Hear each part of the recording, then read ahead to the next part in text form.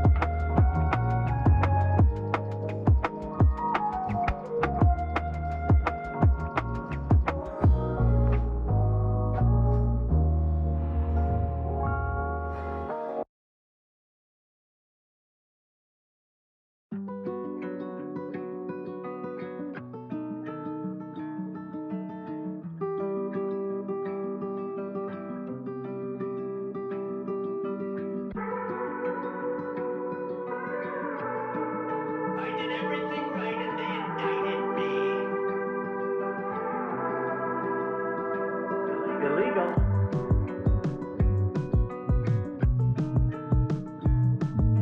Zuckerbucks. Zuckerbucks. Illegal.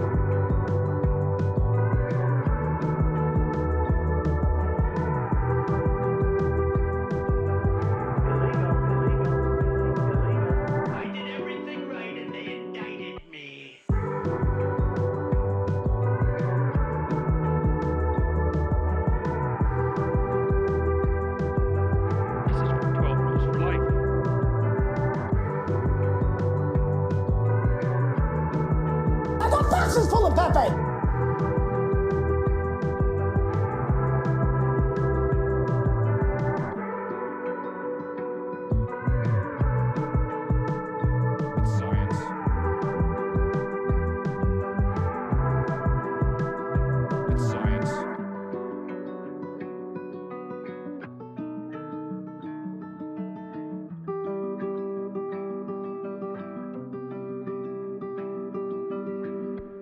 Cacao?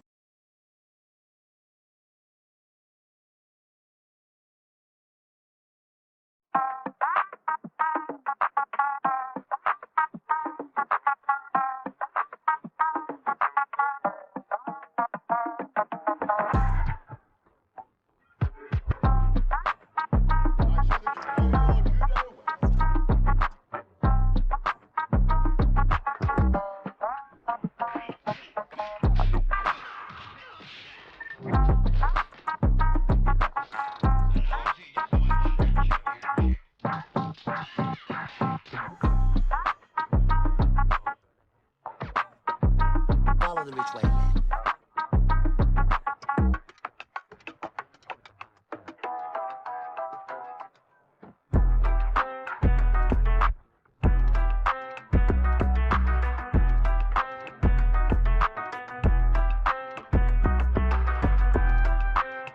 Don't be creepy.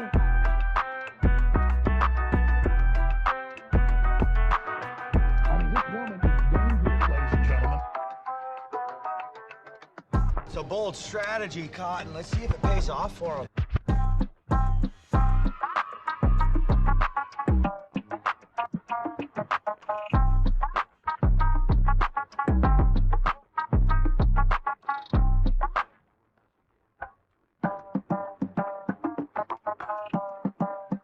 Close it up, just like my wife's vagina. You supercalifragilisticexpiala bitch! China.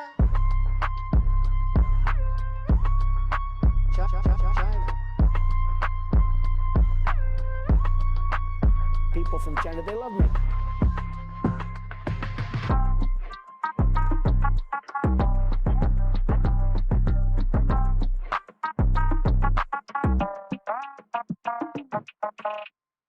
It's science.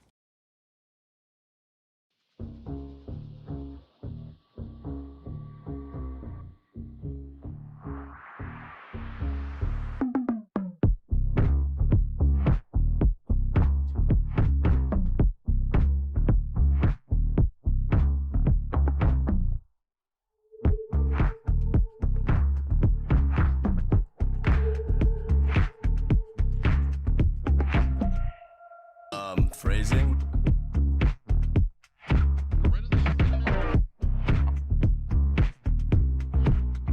China.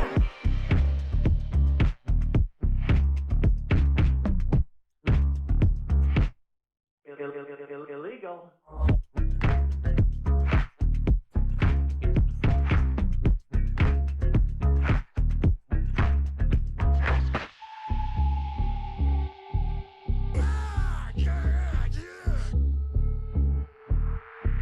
This is from 12 Rules for Life.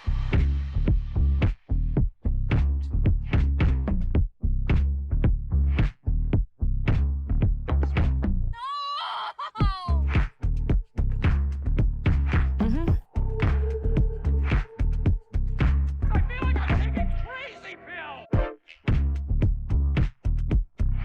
Jesus, I say that. Jesus, He looks good, and he looks hard.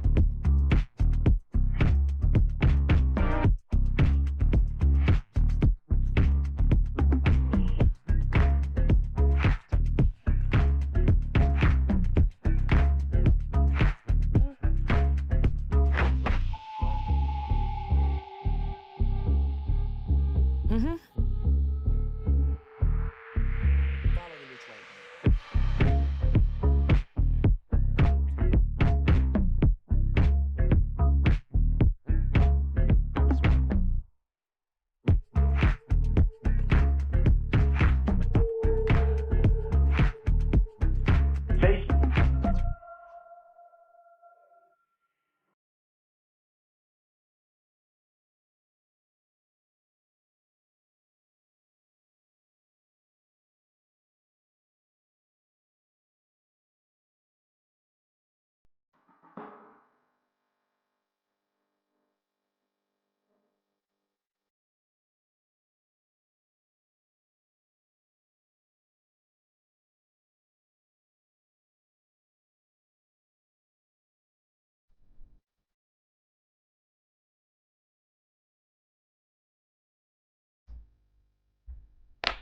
Well, it's good to see all you space fams here once again. Got a whole lot for us to look at. But together, I'm sure we'll get through it. So buckle up, space fams.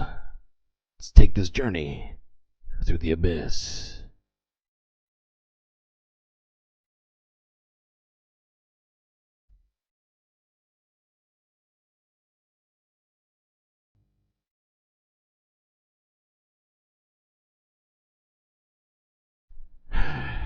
Yeah, I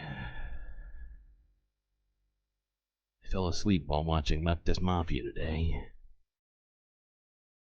That's why I've started late, if you were wondering.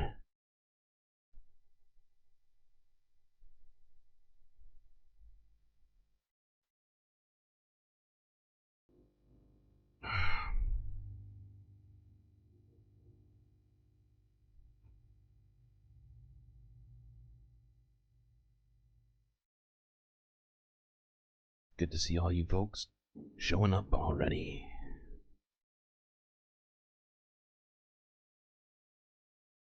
What do I have right now?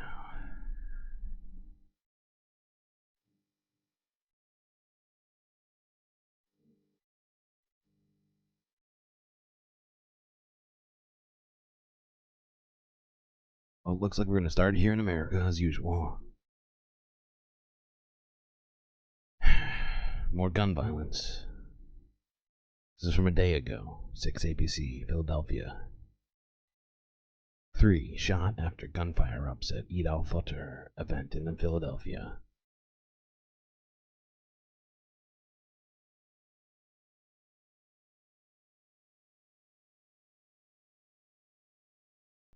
Good evening. It is Wednesday night, and the big story on Action News tonight is breaking news. A religious festival giving way to shots fired and several minutes of sheer chaos. It all began just before 2:30 today here at 48th and Lancaster in Philadelphia's Parkside neighborhood. Some 1,000 people were gathered there in celebration of Eid al-Fitr, the Muslim holiday marking the end of Ramadan. That's when at least 4 gunmen started shooting, hitting at least 2 victims and sending scores of people running for their lives. Among those who ran, several young children, separated from their families amid the panic. A live look now at the scene from Chopper 6 tonight. The scene much calmer at this hour, but the evidence of that panic plain to see. Tents and picnics abandoned when the gunfire rang out still remain tonight, as does that police presence. We have... Okay. Wait, hold on one second, chat. That's fucking tragic. It's a yeah it's a I know that we look at gun violence every day, but this sort of a thing is even because it's you know somehow it takes it to the next level, right? And it's just hold on, I gotta grab something. My mic is not close enough to my face.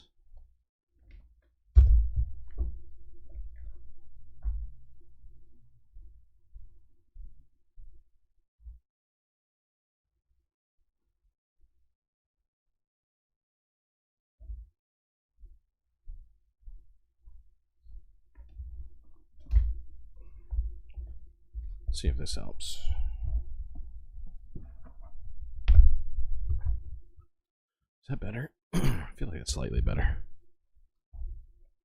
Okay, yeah, no, I do like that. That's more comfortable. I just reset up my entire space station here setup, and yeah, had to fix this one part of it. But yeah, no, it's fucking tragic. You know, people celebrating a religious holiday. In fact, there were a number of stories about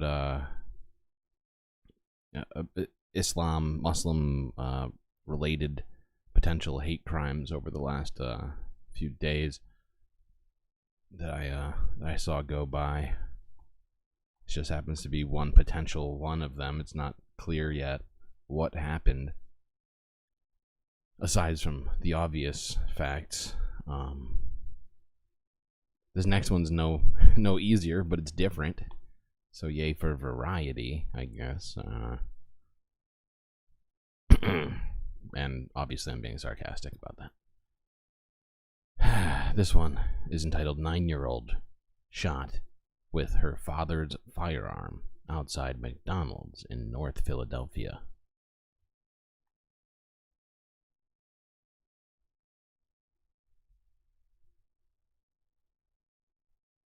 Whoa, what is happening here? Well, new tonight at 10 o'clock, a 9-year-old girl is recovering after being shot outside of a McDonald's in North I'm sorry, chat. I love you, but Philadelphia. The action cam was on the scene on North Broad Street and West Allegheny Avenue around 6:30 tonight. The girl, we're told, was injured in the left leg. She was shot there. She is at Christopher's Hospital for Children, said to be in stable condition. Authorities say that surveillance video shows that her father was getting out of his car and was putting a gun in his pants when the weapon went off. Jesus Christ. Oh, you're just putting a gun in his pants. And then the weapon went off. So we're starting things off light, exactly. As usual, starting things off nice and light with American gun violence, which is never fails to be a light and breezy conversation that uplifts the spirit. And okay, I'm running out of sarcasm over here. Sorry about that, chat. Yes, FG, though, you're right. It's not a very light way to start things, and that's on me. I am the one who puts this all together, after all. Stay safe. Please, yes, that is a good point.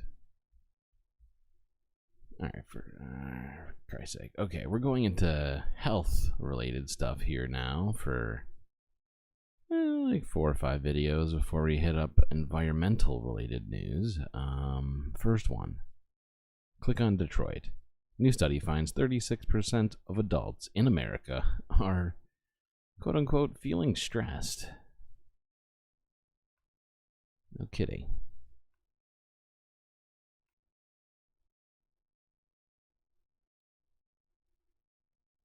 Politics, inflation, global conflicts, and just everyday life. Americans are feeling stressed, and many are struggling to find ways to manage those feelings. So true. A survey finds 36% of adults say they don't know where to start when it comes to managing their stress. Our Dr. Frank McGeorge is here with an idea to kind of get you started here. And I'm not sure I know how to manage all my stress all the time, but practices like yoga, meditation, and even journaling, those are proven ways to reduce stress. But, you know, a lot of people, they're hesitant to give them a try, or maybe they're just too intimidated to start. If that's you, consider trying something more simple. Just go outside. Oh, we just got to touch grass, more chat. time in nature is a free and easy That's way what to it is. de-stress. That's it, chat. You got to go out and de-stress, okay? It couldn't possibly be that the world is kind of fucked right now, and you know, like, I'm not saying you should be stressed. That's not what I'm trying to say, but I think it makes perfect sense if you do happen to be stressed and you are also going outside on the reg. Definitely not your fault. It's not because you're not going outside enough. I'm pretty sure. I could be wrong. Hey, I could be wrong. I am a guy that lives in a space station after all, so. Yeah, alright. What am I doing? Going forward here. We're not watching this whole thing. I just wanted to point out this statistic and be like, okay, what in the fuck? Let's analyze that 38%. It sounds suspiciously low. Yeah, exactly, Schmegly. It does sound suspiciously low. I'm wondering who they were asking. Okay, staying with Click on Detroit here, they had 2 different things I wanted to look at. This is from a day ago. 5th case of measles confirmed in Detroit. Now, we've been looking at the measles cases popping up in different places in the country. We saw it in the West Coast so far. I think we also saw it somewhere in the Midwest as well, which is why it's not that shocking to me that it's now in Detroit, too. We saw it in Canada, if I'm not mistaken. Measles has been coming back in a way that I'm not a huge fan of. And none of us should be a huge fan of, if I'm being honest. Okay, where is it? Moving forward. Thank you.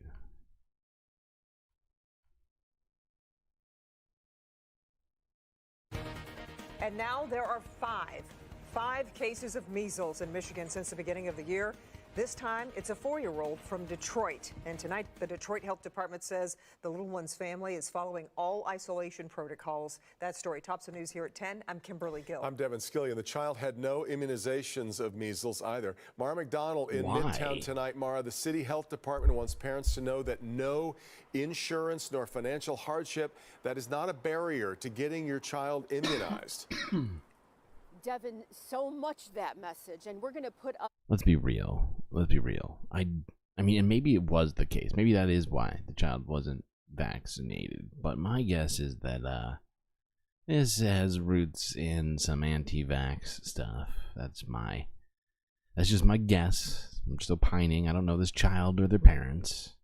The health department's website, as well as their phone number that parents can call if they need to get their child vaccinated for measles. They offer these vaccinations daily, and realize measles is contagious and it is dangerous. The health department wants everybody to be aware of the locations this little one was at prior to diagnosis. They include the Acadian Urgent Care on Springwells, the Wright Health Pharmacy on West Verner, and the Children's Hospital ER on Beaubien. Now, the measles virus can stay in the air for 2 hours, so if you were at Acadian on April 1st between 12 and 3, Wright Health on April 1st between 1:45 and 4, or the Children's Hospital ER on the 3rd between 5 and 10 a.m., they want you to be on the lookout for symptoms like high fever. Okay, well, if you do happen to be in Detroit and you were in any of those places, definitely watch yourself for symptoms and consider staying indoors. For fuck's sake. But I think the best way to avoid this is the vaccination, which most people are supposed to get as children. I don't know how old this child was. I don't think it was listed here or said. It's only 1 of 4 cases. Okay. Moving on. It is selfish to not be getting your child vaccinated. And the fact is there are a couple of, I'm pretty sure, medical reasons for children not getting vaccinated, but the number of people who are currently getting their kids not vaccinated do not have real medical reasons for this sort of thing. And that's kind of the whole point of everybody else getting vaccinated, right? Is for the safety of the people who can't, right? Because there are actually some people, and I'm not a freaking doctor, so I certainly can't tell you who falls under that umbrella, but it's not just protecting yourself, it's protecting everybody. The what do you call it? The cumulative effect of having everybody vaccinated is kind of what makes vaccines so effective.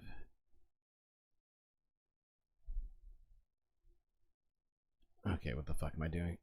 Well, that's nothing. I'm not even saying completely. I'm going to stop talking about vaccines now.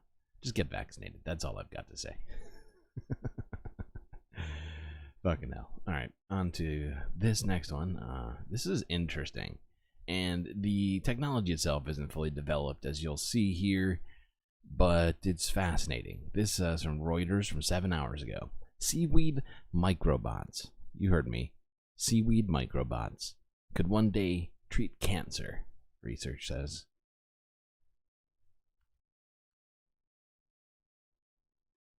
Non-magnetized people. These little green dots are micro-robots. Did you hear about that one guy who got vaccinated like 100 times? Or like, I think it might have even been more. I can't remember exactly how many times this guy got vaccinated. But if that dude isn't a super magnet already, then I think it's well, I mean, it's pretty obvious they were lied to. But if that doesn't give you some kind of clue, if you're on that side somehow, then you're lost forever. Navigate in a cell network and stimulate individual cells in a targeted manner. Researchers at the Technical University of Munich, or TUM, say the microbot is the first of its kind and has the potential to offer new treatment methods for patients battling cancer or other diseases. Berna Erskale Edelman is the lead researcher at TUM. We're using these microrobots to build tissues under synthetic conditions. And the whole point of this is to, in the future, then repair damaged tissue or organs at a really patient basis. So if I can sort of like, manufacturing cars in a robotic factory. The tiny robots are made from seaweed, and the team has found a way to produce millions of them in just minutes. They are about half the width of a human hair, or about the same size as human cells. They are soft like human cells too, and can be controlled wirelessly. Philip Harder is a PhD student working on That to me is freaking insane. How it is that they are controlling them wirelessly wasn't gone into much detail in this, but that to me blew my fucking mind. Telling you that you can control a seaweed wirelessly is like, I'm trying to think of a good example. It's like telling me that you have magic beans. 217 doses. Wow, that's a lot. That is a lot of doses. See, if that guy's not freaking superhero by now, freaking Magnet Man over there, then literally nobody is. project.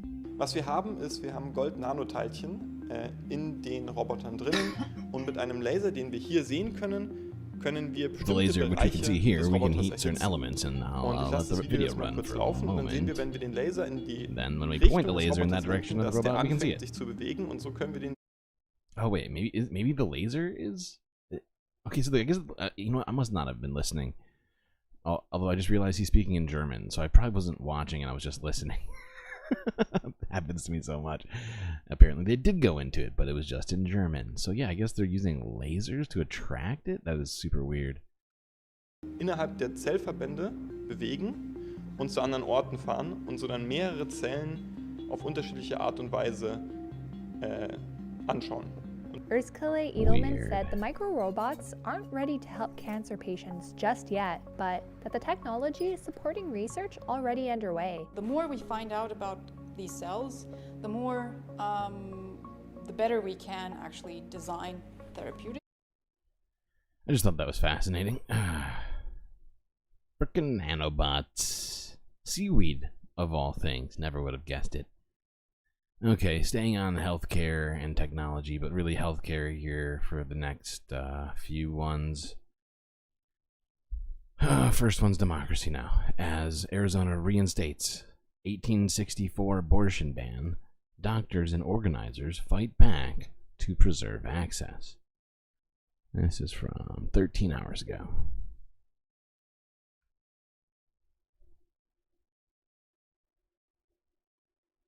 This is Democracy Now!, democracynow.org, the War and Peace Report. I'm Amy Goodman with Nermeen Sheikh.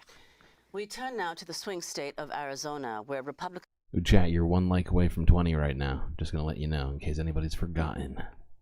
Lawmakers have blocked efforts by Democrats to repeal an 1864 law that bans nearly all abortions in the state. The move came a day after Arizona's Supreme Court revived the 160-year-old law approved before Arizona was a state and before women could even vote. Vice President Kamala Harris is on a Fight for Reproductive Freedoms tour that will visit Tucson on Friday. The court issued its decision a day after Republican presidential frontrunner Donald Trump said abortion should be decided by the states. Trump said Wednesday the Arizona ruling went too far. We're joined now by Chris Love, spokesperson for Arizona for Abortion Access, a coalition working to put a state constitutional amendment on abortion on Arizona's November ballot. In Tucson, Alejandra Pablos is with us, reproductive justice community organizer who was targeted by ICE for her activism and faced deportation proceedings for over a decade. Wow. That is fucked. Oh, yeah, you did get a 20. I'm so sorry, chat. Okay. Let me fix this. There we go. There we go. Okay. Well done, chat. Well done. And in Phoenix, Arizona, we're joined by Dr. Deshawn Taylor, OBGYN physician, abortion provider, CEO of the nonprofit Desert Star Institute for Family Planning in Phoenix, Arizona, the only Black woman-operated abortion clinic in Arizona. We welcome you all to Democracy Now! Dr. Deshawn Taylor, let's begin with you. You're a physician. The Arizona State Supreme Court, 5 of its 7 justices chosen by the previous Republican governor, Ducey, have just reverted Arizona to this 160-year-old law that was put in place before women could vote, before Arizona was a state. And it says not rape, not incest, only the life of a mother or the death of a mother, the imminent death of a I don't know about you, Chad, but I'm not a big fan of this feeling I'm getting. How laws are trending back towards Civil War era sort of bullshit, like literally 150 years ago. The trend is disturbing to me. That's all I'm saying. could lead to a woman, could lead to the possibility of doing an abortion. What does this mean for you practically today? It hasn't been put into effect for, 14 days, and we'll see what happens. But yesterday we saw what happened in the state legislature. They simply adjourned before doing anything. Practically what this means is that people will not get their needed abortions in the state of Arizona. Exactly. These laws carry prison time. And I, as an abortion provider, appreciate the words of our governor and our attorney general. But at the end of the day, someone has to test whether what they say they're going to do is true. So these lawmakers understand that the threatening us with prison time is very compelling and has a chilling effect. So now, just to clarify, or to further expound on what she's said there, to make it explicit as fuck, what she's saying when she says somebody has to, I think she used the phrase test the waters. She's saying that a doctor, right, has to make the decision to administer health care and in the face of potential jail time. And, you know, according to an 1860 law, I don't know exactly how much jail time comes along with it, but it, you know, imagine being, having spent whatever, however much of your life working to become a doctor, all that, you know, time and effort, and, you know, not being in it for the money. You decide to do things that are in this field, right, in reproductive health care, and then you have to make this decision, right? And I think in some cases, maybe I'm wrong, I gotta look this up, if you're convicted of and the thing is, it might be law by law, state by state, but it very well may be the case that you might like lose your license to practice medicine. I need to get this law in front of me. Hold on, I'm gonna try and find that while we listen to more of this. Hold on, I'm gonna click this. Essentially, abortions likely will not happen in Arizona because of those criminal penalties assigned to them, as we see going on across the country. And Dr. Taylor, just to clarify, according to a survey for the Society of Family Planning, about 1,100 abortions take place every month in Arizona. Where will women go now to seek abortions? Right. What I want your viewers to understand is it was challenging for people to get abortions even prior to Roe v. Wade being overturned due to the web of restrictions, nearly 40 restrictions on the books in this state. And so people were already increasingly self-managing their abortions. People are already leaving our state who had the resources to do so. But the overwhelming majority of people who don't get their abortions have babies or become ill and potentially lose their lives. So exactly. And I feel like sometimes the people on the right screaming about this whole thing, claiming to be pro-life, don't just somehow, they must just not even know the science, right? Like they must not know that women can still die from complications due to pregnancy, right? And it just it's almost fascinating, the level of ignorance on this subject. Fuck, we gotta power through this. I started so late. I meant to start earlier. What we see is these escalating things happening to our population, which are forcing people to take matters into their own hands, number one, or stay pregnant. Because most people don't have the and trying to give yourself an abortion is definitely dangerous as fuck. People have died and will die as a result of this. is to leave the state for an abortion. I wanted to bring Chris Love into this conversation. Even before the Supreme Court ruled, the state Supreme Court ruled, this coalition had formed and has been gathering signatures for a November referendum, a constitutional amendment that would guarantee the right to abortion, Arizona for Abortion Access, it's called. You have, what, 500,000 signatures? Isn't that ready to go? What are you waiting for at this point? Are you concerned that it still wouldn't get on the ballot? So at this point, we're 3 months out from having to turn in all of our qualifying signatures. We have to turn in 384,000 valid signatures by July 3rd of this year. Wow. In Arizona, we collect far more signatures than we need because those signatures are easily challenged in our courts and sometimes thrown out. So we're aiming to collect more than double the amount to ensure that we are on the ballot in November. And if I'm doing the math right, that's like 760,000 signatures they have to get. Wow. That's a lot of fucking work to make this happen. You know, I am very confident that we will be. We've seen a groundswell of, you know, Arizona voters who really understand that decisions about abortion should remain between a pregnant person and their medical provider and their family members if they so choose. But politicians, and especially now activist judges, have no role in that decision. I wanted to ask Alejandra Pablos, an Arizona reproductive justice activist, does this ruling affect communities of color differently? If you can explain that. You yourself have been targeted for deportation as a reproductive justice activist for a decade. But what does this particularly mean? Thank you, Amy. Really good to be back amongst comrades that are doing great work in Arizona.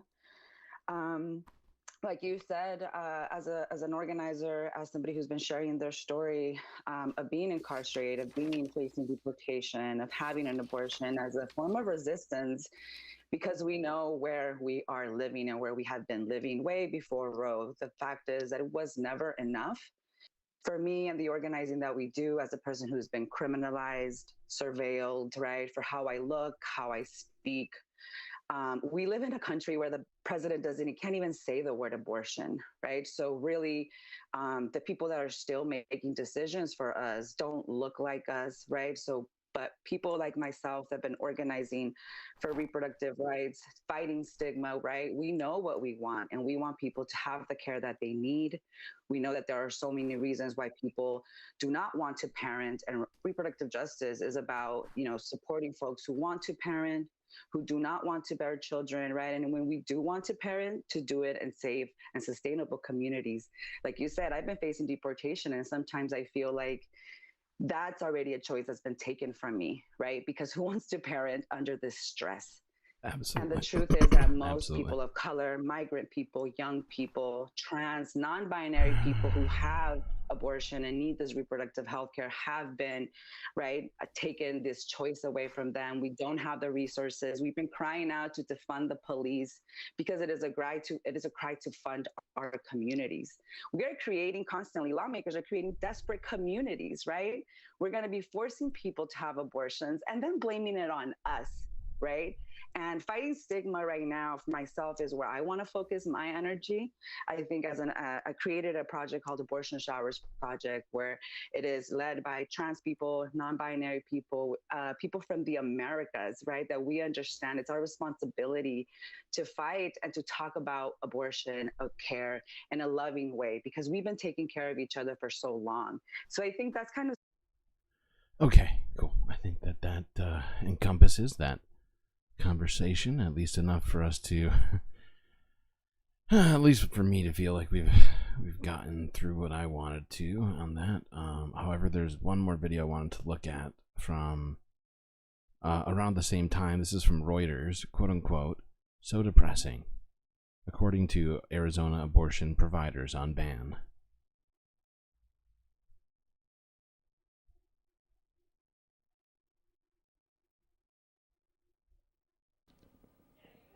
Abortion clinics in Arizona were left in limbo this week after the state Supreme Court on Tuesday outlawed nearly all abortions. The ruling invokes a law from 1864, a half-century before Arizona became a state and women gained the right to vote.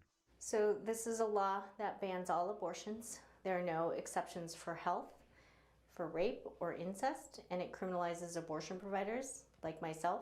Dr. Atsuko Koyama spoke to Reuters on Wednesday at Camelback Family Planning in Phoenix. Women's lives are at risk, and it is so depressing, and it angers me. It makes me very sad for our patients who will not be able to access abortion. Arizona's top court ruled 4-2 to throw out the state's 15-week abortion limit in favor of the Civil War-era statute. Arizonans were split on the decision. So I recently heard about it, and oh God, this I woman. am a Catholic, so I feel that it's a God-sent rule. It's Which just God? really outraged. Which fucking God? I love that. I love that when people in this country say God sent it or God wants it. When it comes to public policy and other people that aren't themselves, it is it's fucked, right? They're talking about their God, no one else's. Well, maybe not no one else's, but you get what I'm saying. It is insane. And it's the theocracy that people are in chat are talking about. It's this Gilead sort of mentality. Well, it says it in the Bible. So I guess that's what we gotta do in 2024. Appointment fear for the women in our state. If we can do it here, other states will think they can do it there as well. States were No given the kidding, go-ahead they're to already adopt doing it bans too. like this in 2022 after the conservative majority U.S. Supreme Court overturned Roe v. Wade, a ruling that had made access to abortion a constitutional right nationwide. Since the Supreme Court's decision, abortion rights measures have prevailed everywhere they have been on the ballot. Though the future of her clinic remains uncertain, Koyama said she plans to continue to treat patients until it is no longer possible. Today and every day until we can, we will be providing abortion services, reproductive health services. Democrats were quick to pin the blame for Tuesday's ruling on Republican Donald Trump, as the former president gears up for a rematch with Biden in November's general election. Whoops. Okay, well, just figured we should all be aware of what's happening in Arizona, as there's definitely, like that one woman at the end there alluded to, definitely going to be some repercussions from this. The first thing that comes to mind is New Mexico. Then there's the rest of the South. Oh, okay. So this is my way of transitioning us from healthcare to environmental news. CBS News from a day ago. EPA announces new drinking water regulations.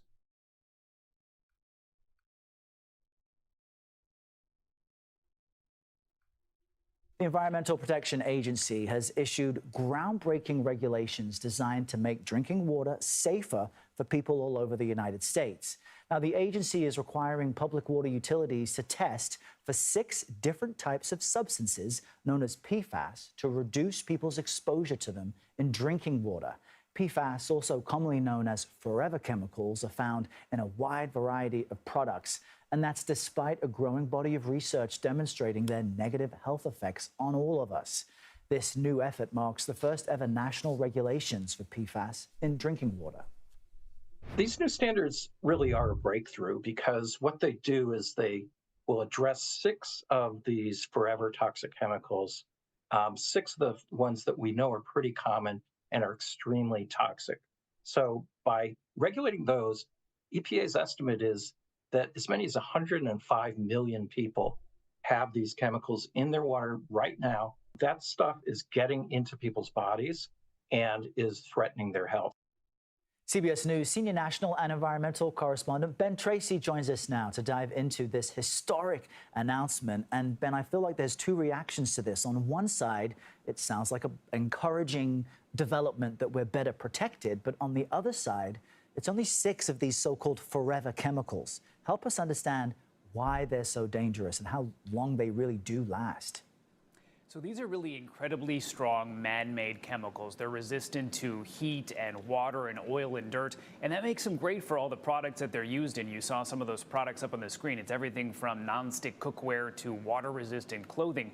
But the problem is they're very hard to break down. They can last for thousands of years in the environment, and they have been linked to serious health issues. Everything from, liver damage and immune system damage to certain forms of cancer, and then developmental issues with children. So that is the concern, that this stuff is in the water supply that nearly 200 million Americans are drinking.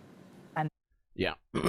So I definitely think that's definitely good that they're planning on banning these from being in both the water and in products.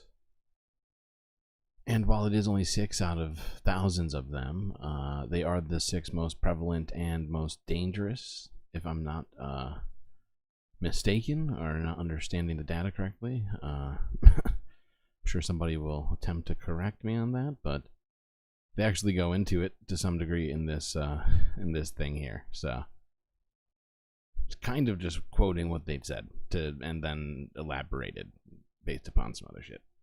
Okay, what am I doing next? All right, now I'm straight into the environmental only. Well, not only. This is from a day ago. I don't know if any of you are aware of this, saw any of this footage, but a massive storm slammed into the Gulf Coast as well as a tornado. This is from a day ago in Slidell, Louisiana.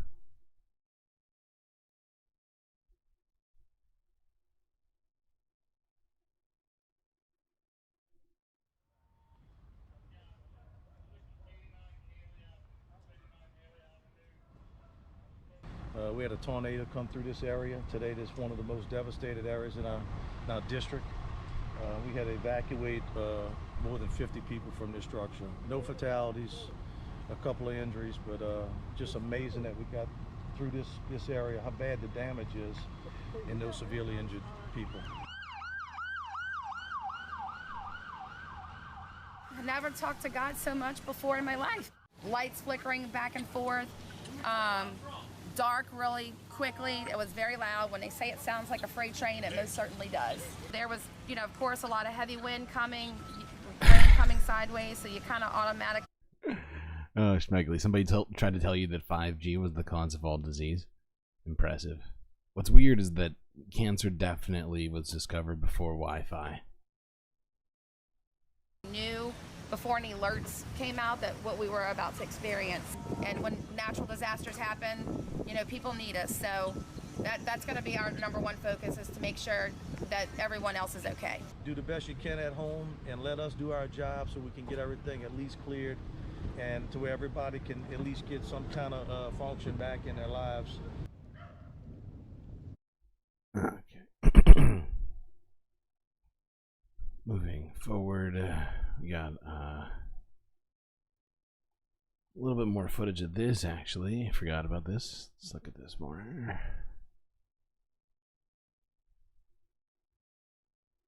Tornado! Big tornado! Tonight, severe weather sweeping across the South, with tornadoes in Texas and Louisiana tearing through buildings, trees, and apartments. In this one complex, officials say roughly 50 people were rescued. If that continues to hold true, that we have 0 major injuries or fatalities, truly a miracle. Meanwhile, employees at this construction company in Slidell say they were riding out the storm in their office building as the roof blew off. And I literally watched a plywood wall touch the floor and come back up and touch the floor again and come back up. A dangerous combination of heavy rain and strong winds snapped power lines and trees across the state. It once was, our house was surrounded by shade, and now it's very sunny. And I'm assuming no power at this point. No power. Emergency responders rushed to trap residents in West Feliciana Parish, stuck after large tree limbs dropped onto roads. I came down there earlier, but you couldn't go any further right here because that tree was so big. Baton Rouge in the bullseye for tornadoes during the morning commute. At times, the storms almost look like hurricanes, with wind gusts reaching more than 70 miles per hour. You can see outside it's not looking good for any of us across southeast Louisiana. 13 million people across the Gulf Coast are on high alert for flash flood. A lot of money in being a religious zealot grifter. That's a good point, BGAT. Maybe I should start my own religion. The Galactic religion. I am here to tell y'all today that we have got some fantastic galactic God-related stuff. The Galactic God is good, I say. Alright, I'm done. I'm a bad preacher. That's not going to work out for me. Might just stick to this.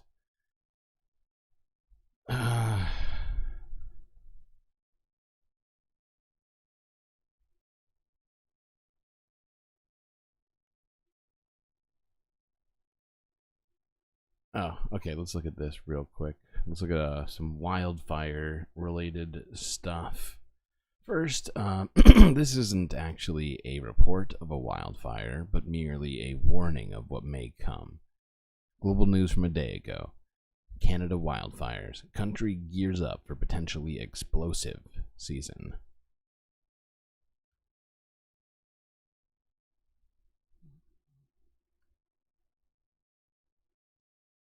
Yeah. Praise God. With above normal temperatures expected this spring, persistent drought, and a relatively dry winter, Canada may be in for a repeat of last year's wildfire season.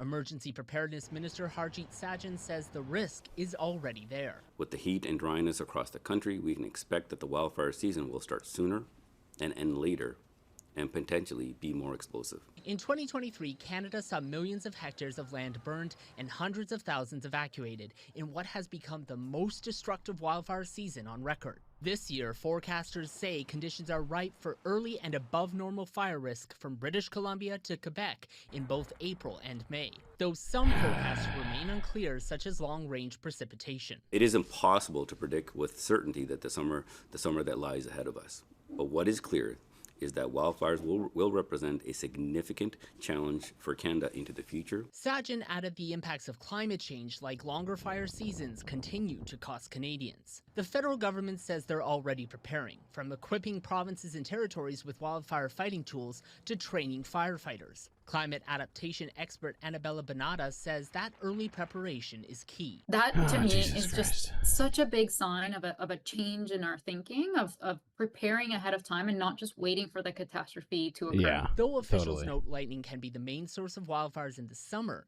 most So yeah, no, I mean, actually there probably is. I don't know this for a fact, so I'm not going to say it like that. But there may very well be a fire going on in Canada right now.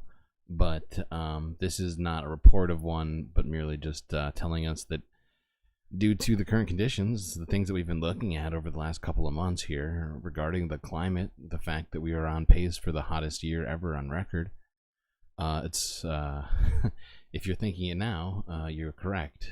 Having it being hotter is in fact bad for fire season.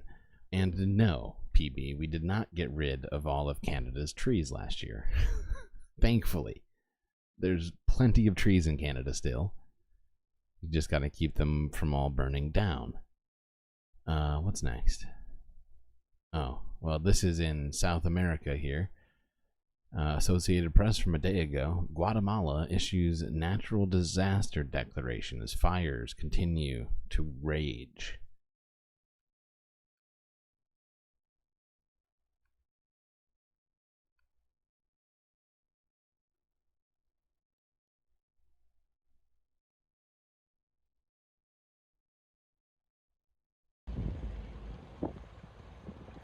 Now, what you can see here are mountains of garbage that are burning at this landfill in Villanueva, outside the capital of Guatemala. However, there are more than 40 fires currently burning across the country currently, and President Bernardo Arevalo has issued a natural disaster declaration to free up funding for firefighting efforts, and recently said that 80% of the fires were started by people. People. Aw, shit. Is this on the news? Why do I suck so bad? Hold on. You heard what I said, but you didn't see any of it, and I feel bad for that. So No. Do we? No. Fuck you. Stop this. You just see space though, and see, I feel bad now. Do you want to watch that? All you see is space. I know you. I get it. I see what you're saying. We can go back. We can rewatch that video. All right, we're gonna go back. You heard, so I'm just not gonna repeat what I said. We're just gonna go back and rewatch. Okay? How's that sound? How's that feel for you? Does it feel good inside? There we go.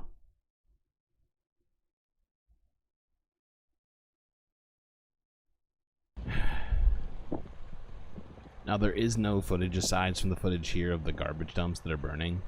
I don't know why Associated Press only chose this footage. And considering I think you guys know what fires look like, I didn't go looking for more footage of it. Although I suppose I could have. But, yeah. Gender reveal party season at the garbage dump. Ah, fucking hell. I feel like that's a super apocalyptic looking image. This guy outside of a garbage fire with the respirator on. Just completely surrounded in smoke. You can't see more than 30 yards. Garbage fire is pretty bad. It is. Oh, it smells bad. No, yeah, that for sure. For sure. Okay, what's next? Shit, my list. Lost my list because I did that. Oh, yes. Okay. So, a explosion occurred at a hydroelectric plant in Italy recently. The actual exact cause of it is, I believe, still unknown. But a fire started, I believe, on one of the turbines or like the generators or something like that. Hold on, let's just watch it. We'll get there. Anyways, let's watch this. Go here. There we go.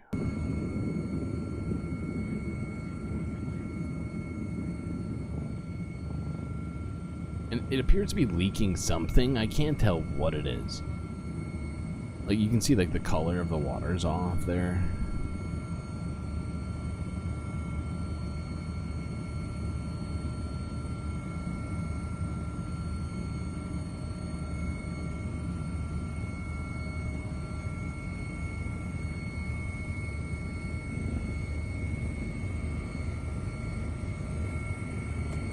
I'm just gonna skip ahead to the next one because there's I got a second one here. Who's this from? It's like Global News or something, right? No, Reuters. Hopes of finding survivors are dwindling after an underground fire and explosion ripped through a hydroelectric power plant in northern Italy on Tuesday. Local officials confirmed bodies had been recovered from the site of the explosion, while more remained missing on Wednesday. 3 people were badly injured and taken to hospital. Italian utility group Enel said that a fire had broken out on one of its transformers at its hydropower plant in Bargi, close to Bologna, in the early afternoon. The fire brigade said the explosion had occurred around 3 p.m. local time at a dam on Lake Suviana, one of 3 artificial lakes that feed the power station. Jesus Christ. Totally throws me off having... Actually, I thought this was the end of it. My bad. Mayor of Bologna, it's like it's like the last thing you expect there to be a problem with, especially like a fire. The surface of the lake. The rescue services are doing their best. Unfortunately, the conditions for recovery are not good. They are very difficult. The depth of this blast is very deep. They are talking of 70 meters. There is a structural collapse. Another local mayor said initial indications suggested the incident was caused by a defect in a turbine. However, Enel has not commented okay, that's what I thought. The company said the dam basin had not been damaged and that the plant was offline at the time of the incident, so there was no impact on electricity supply. Offline? That's even weirder. I missed that on my first watching. This is such a super weird story. I guess the last place you expect there to be a fire.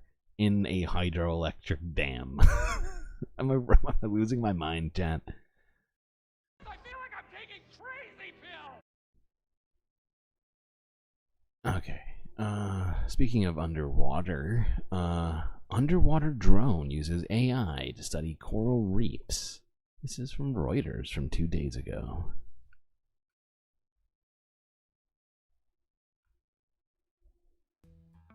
This underwater drone called Hydras is using artificial intelligence to study coral reefs. Australia's Great Barrier Reef has been hit by a major coral bleaching event, usually triggered by warmer ocean waters.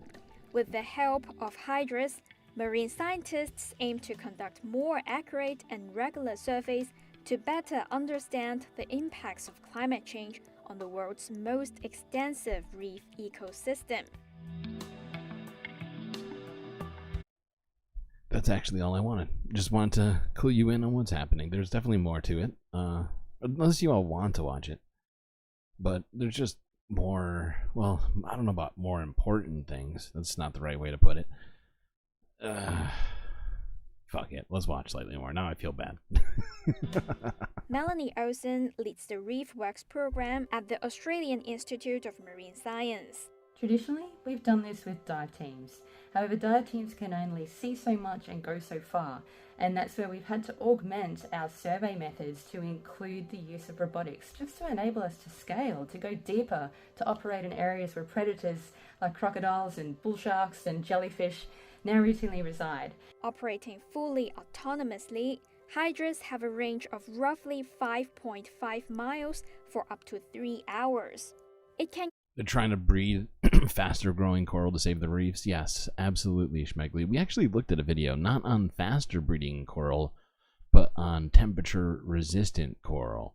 But yeah, there's all sorts of sort of selective breeding methods being used to try and grow more resilient coral reefs. And hopefully it works. I just call them coral reef.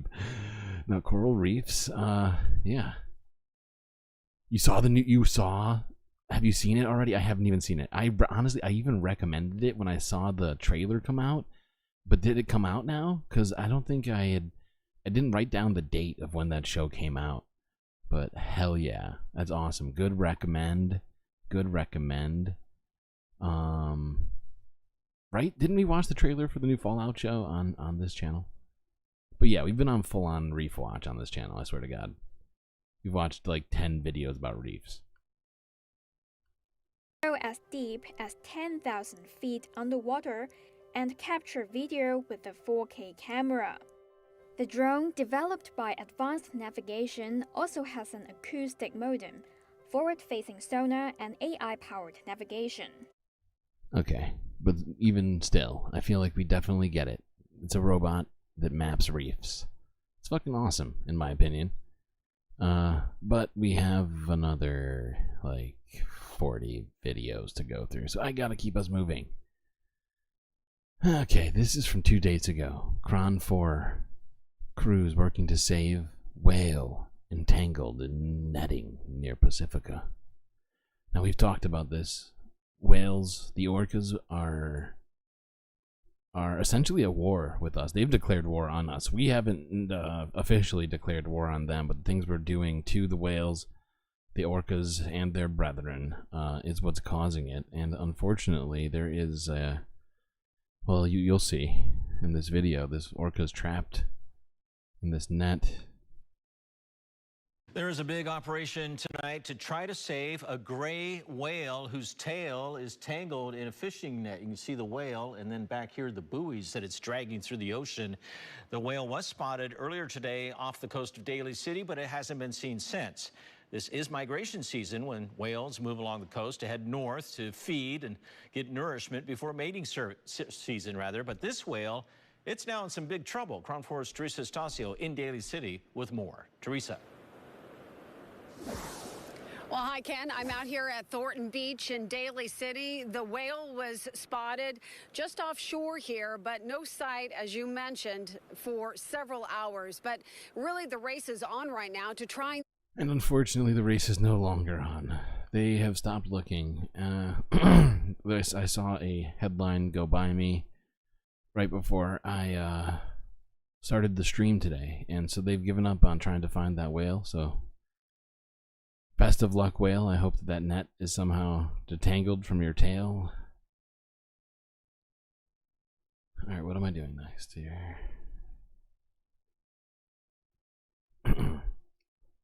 Okay. Honestly, I got a bunch of different like environmental things to look at today. It's pretty crazy. It's just like thing after thing. But the Icelandic volcano is continuing to erupt, so we're going to look at some more footage of that real quick.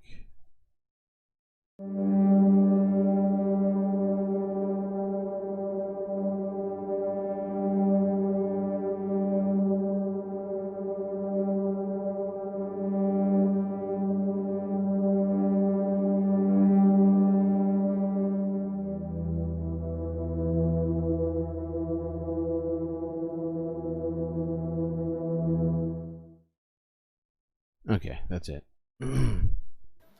Officials in Russia are scrambling. Stop. Okay.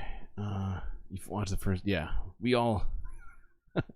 I honestly want to watch. I wish we could watch it on the show. But let's watch this instead for now. Fun fact: your choices tonight were watching that show and watching GNN, and here you are. Well, you've made, in my opinion, the correct choice. But I'm a little bit biased. What was I saying? Oh, yes. Let's look at the flood that's happened in Russia, as well as, oh shit. Is it Kazakhstan that's right next to it on the Ural River? I think it is. Fuck it. Just I'm clicking this video before I say something inaccurate. Officials in Russia are scrambling to help people displaced by floods as water levels rise in the Ural River near the border with Kazakhstan. Now, flooding in the Orenburg region started after a dam collapsed on Saturday, leading to the evacuation of thousands of people. Officials say the river's water level had surpassed 10 meters in the city of Orenburg, prompting the Russian government to declare a federal emergency.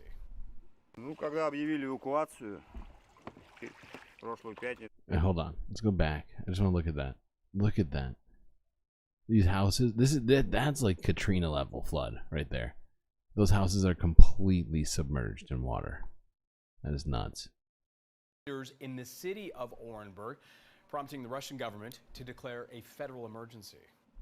When the evacuation was announced last Friday around 3:30 p.m., electricity and gas were shut off. I made a decision not to risk it and moved to a temporary housing. Frankly speaking, I did not expect it, the water level to rise so high. I thought that the foundation of my house was quite high.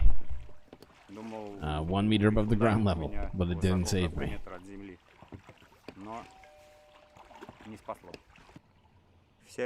All the furniture in my house was raised by 50 centimeters. Fuck off.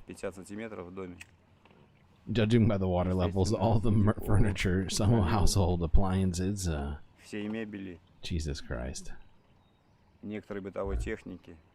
And they're all ruined. Yeah, no kidding.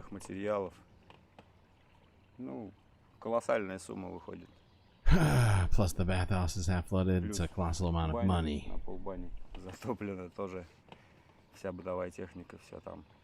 I did not expect the water to rise so fast. Now we are competing with nature. We will not defeat it, but we can at least save whatever it is we have. The animals, the people, we can evacuate and save. And we'll wait till it's over. The main thing is that everyone stayed alive. But you can never be fully appreciative. You can always hope. What? Wait, hold on. She's moving too fast for me. You can never be fully prepared for something like this. That's what you're sorry. You always hope it would not affect you. Still, we tried to prepare as well as we could. The Hamlet Council head woke us up at 3 a.m. and said that the water was rising very fast. We threw what we had in the house, what we could, into the attic. We already had everything in bags. We have been waiting for this to happen, as the news was not very soothing.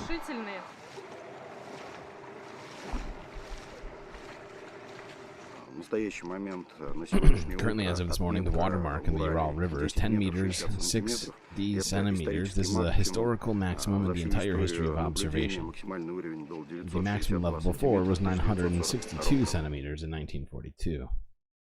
So there's a historical flood right there in Russia now, according to the statistics.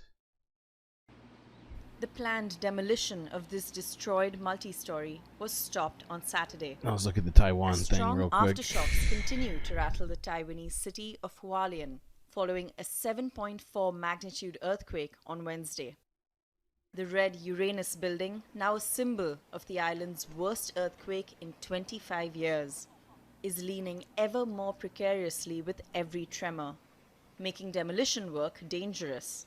Earthquake still continuously coming, every 10 minutes, 20 minutes. So this morning, 4 o'clock, I think you also feel it. That's a strong one, okay? It's keep going, I don't know when it's gonna stop. So I think it's not safe. 70-year-old Adam Yu is one of 150 residents in Hualien now forced to stay at shelters after the earthquake damaged over 200 buildings in what is Taiwan's largest and worst affected county. And there's also 13 people now that have been confirmed dead from the earthquake and from the resulting damage that it caused. So and they have not finished going through all of the rubble and buildings that have collapsed. So that number may continue to rise. Just trying to keep us aware of what's happening out there, and it's very unfortunate for the Taiwanese people.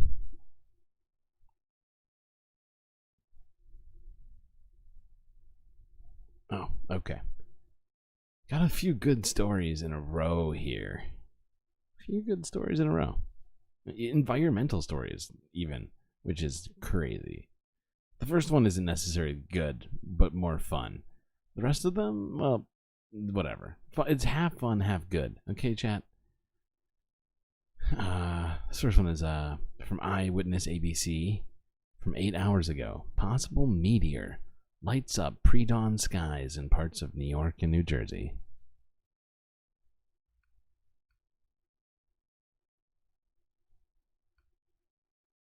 Nature is taking another bow. First an earthquake, then a solar eclipse, and now this streaking fireball in the sky.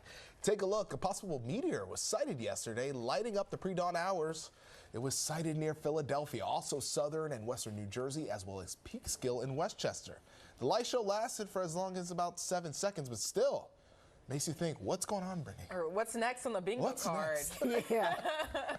I don't want that bingo card. No, we good. Well, we know what's next is rain, real rain. And heavy. Okay.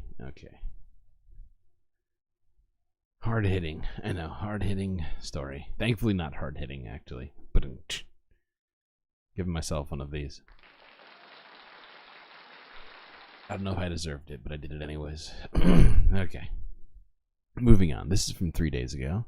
The world's largest concentrated solar power plant from PBS.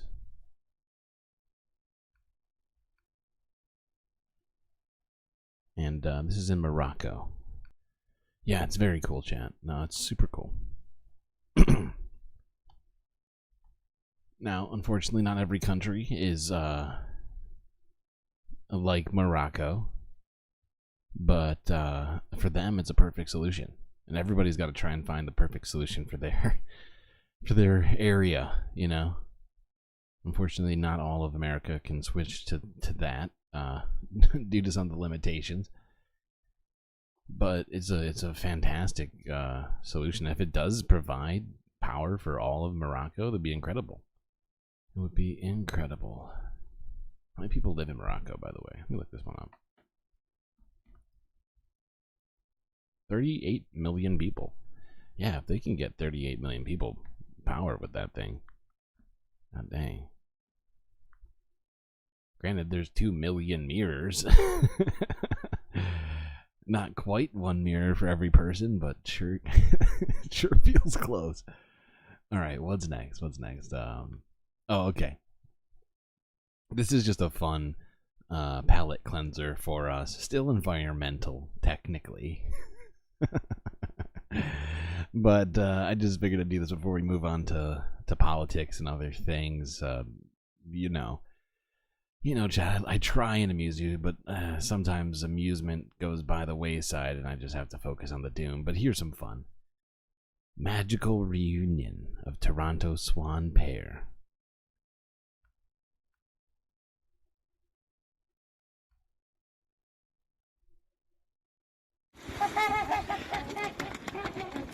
Like a scene out of a romance movie, now gone viral. A pair of local trumpeter swans recognize each other and then celebrate their reunion what's after up? several days I haven't apart. seen you in a while. It's good. Oh, yep.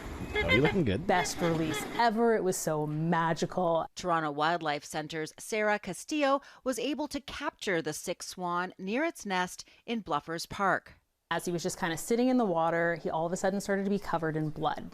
Luckily, TWC staff determined the injury was not too serious, so after just a few days of care, the male swan was ready to be released on April 4th. But what happened next, fantastic, is described as one of the best TWC rescue and release moments ever. I've missed you, you're home, like, where have you been? It's so magical to see you. Oh, I can almost imagine that they're talking to each other in swan language, saying, like, where have you been? You know, I can't believe you've been away for days now. Toronto Wildlife Centre's executive director says swans do mate for life, and just like humans, their body language and vocalizations are sophisticated. They saw each other from very far away, and the one vocalized, and then they went, oh, They're like hey. penguins. You know, that's the voice of my mate. They are sentient beings. They do have feelings. They have emotions. They have memories, and they can form very complex relationships with each other. So, I mean, I think that these two swans just really prove to us that fact that there's a lot more going on between wild animals than what they realize. Melanie Zettler, Global News. We're watching another goddamn swan video, so buckle up, Chad. Not even gonna cut.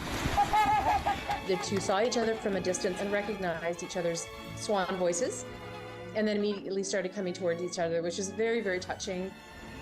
The male swan is named Mango, and his mate is Charlotte.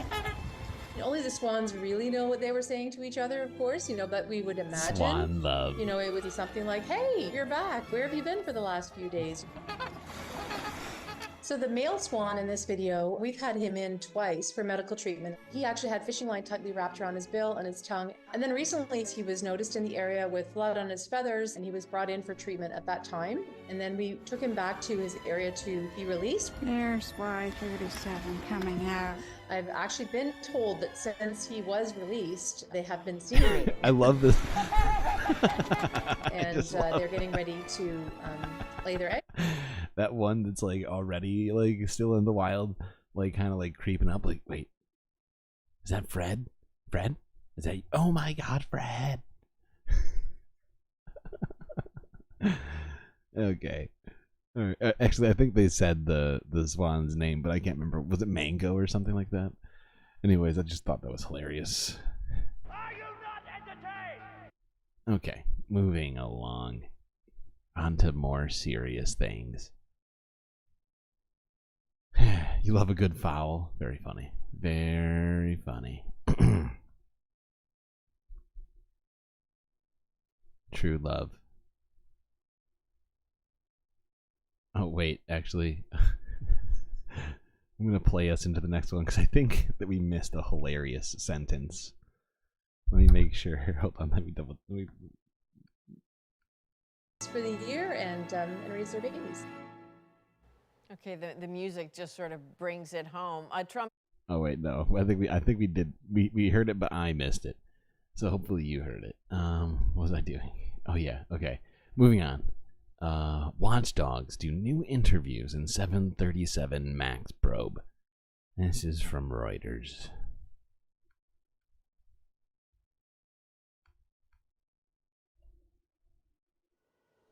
US watchdogs are conducting new interviews as part of their probe into the mid-air blowout on a Boeing 737 MAX.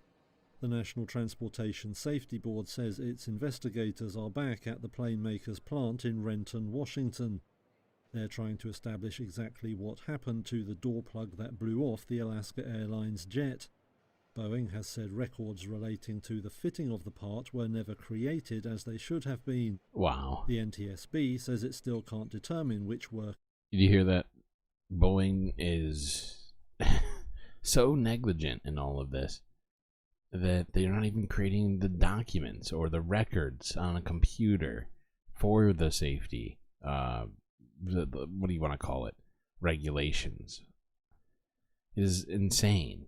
And the fact is, the government shouldn't be doing a probe into the 737 MAX. They should be doing a goddamn probe into Boeing, who has been clearly just spending money on themselves by way of stock buybacks and other sorts of lavish, sort of self-inflating bullshit, instead of, I don't know, making sure the planes don't fall apart in the sky.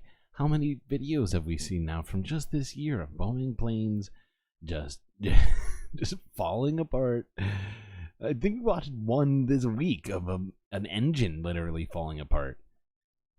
Oh, God. That shit is so frustrating. How much did we determine that they had spent? Like $150 billion in stock buybacks over the last 15 years or something? It was nuts. It was a huge number. I can't remember. I gotta look it back up. Hold on. Fitted the plug, which they have previously said was missing key bolts. They haven't been able to interview the manager of the relevant team, who has been on sick leave. However, the watchdogs say their probe is about the process. Sorry, $60 billion over the last 10 years. The individuals involved. Oh, but it was including $20 billion for dividends, which I think takes the number up to $89 billion. Oh, wait, no, I'm wrong. No, it's $60 billion. I'm wrong. They say missing records are the big concern, and they don't want to do a gotcha on any worker. The agency says Boeing is cooperating well, as it too...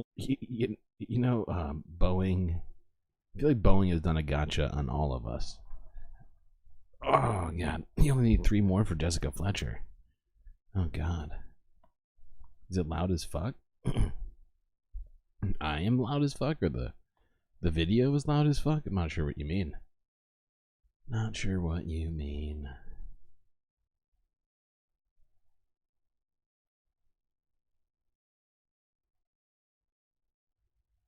Oh, I see. I missed what happened before. A seagull was indoors. Yes, seagulls are loud as fuck. That's just factually accurate.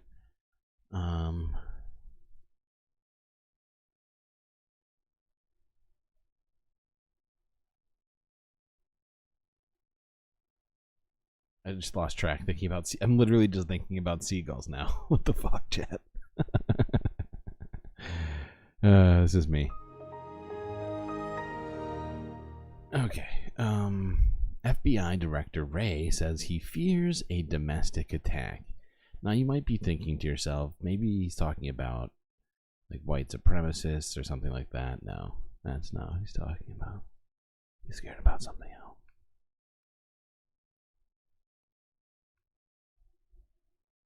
With critical funding on the line, the FBI director going before lawmakers, laying out concerns about the possibility of an organized attack against the U.S. Christopher Wray telling Congress that his immediate concern is that a lone wolf actor or small group will draw twisted inspiration from the events in the Middle East and Russia. There was already a heightened risk of violence in the United States before October 7th. Since then, we've seen a rogues gallery of foreign terrorist organizations call for attacks against Americans and our allies. It comes just days after a warning earlier this week about an 18-year-old Idaho man who was arrested and charged with allegedly planning an ISIS-K-inspired attack on the homeland. In his testimony, Wray encouraging Congress to reauthorize Section 702 of FISA, the Foreign Intelligence Surveillance Act, which allows the government to collect information on foreign nationals without a warrant. It sometimes collects data on Americans who interact with persons of interest. It is critical for our ability to identify foreign terrorist organizations communicating with, inspiring, or working with people here in the U.S. And that's how we identify and stop attacks. Hardline House Republicans opposed to reauthorizing. Look, we have to spy on Americans. That's the only way. Wow, brilliant. Additional warrant to access Americans' data. Jesus, I As the say FBI that. faces a $500 million. You demand Jessica Fletcher? Well, you get Jessica Fletcher, Saying her BCAT. national security is at risk. Americans are applying in droves to devote their lives to a career with us protecting others. But we need more positions to be able to bring all the good people we can to the fight, certainly not fewer. And House Republicans say that they've made cuts to. So glad to have the Honorable Christopher Wray to tell us this stuff. Phew, would never have figured. Ah, fucking Jesus Christ. I feel like. So yeah, no, yes, exactly, PB. He's just fear mongering about Muslims right now. It's hot. I need to write that down. That's a sound shot that I need. I'm sorry, chat. It's gonna happen to you at some point. It's happening.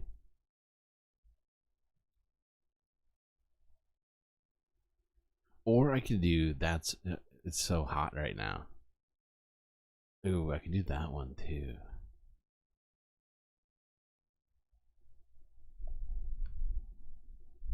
Okay. It's much less serious than the actual content of what we were just talking about, but you know me. Ever sarcastic until I run out, and then I'm sad. Okay, a recap of Trump's 4 criminal trials set to play out alongside his campaign. Associated Press has very generously done this for us. Usually, as you know, they're debating us and trying to get us to watch stuff that we didn't ask for, but here we go. Former President Donald Trump is a defendant in 4 criminal cases as he races to reclaim the White House. While staggering civil judgments threaten Trump's bottom line, I have to pay a fine of $355 million. His criminal indictments could put him behind bars. Here's a quick look at each of those cases. In March 2023, Trump became the first former president. Either Paris Hilton or Will Ferrell, right? Okay, hold on. We'll watch this and then I'll show you what I mean. But yeah, it's either the That's Hot by Paris Hilton or So Hot Right Now with Will Ferrell, right? Where and so actually that'd be Will Ferrell's second Zoolander quote though, which is why I feel like it would be better to do Paris. U.S. history to face criminal charges when he was indicted in New York. He's accused of hiding the true nature of payments made to bury allegations of marital infidelity that arose during his first White House campaign in 2016, including one to porn actor Stormy Daniels. Trump's fixer. He's played by a different set of rules. Trump has pleaded not guilty to 34 felony counts of falsifying business records, punishable by up to 4 years in prison, though there's no guarantee he'll go to jail if convicted. I'm going to have to sit here for months on a trial. I think it's ridiculous. That trial is set to start April 15th. Months later, Trump and 18 others were charged with participating in a scheme to illegally try to overturn his loss in the 2020 presidential election. The indictment accuses Trump of attempting to persuade lawmakers to ignore the will of voters and suggesting that Georgia's top elections official find enough votes for him to win the battleground state. The defendants engaged in a criminal racketeering enterprise. All 19 defendants have been charged under a state law known as RICO, which could carry a penalty of 5 to 20 years in prison. 4 people have pleaded guilty after reaching deals with prosecutors, while 15 defendants, including Trump, have pleaded not guilty. The judge in this case has not yet set a trial date. Trump also faces 2 probes led by Jack Smith, the Justice Department's special counsel.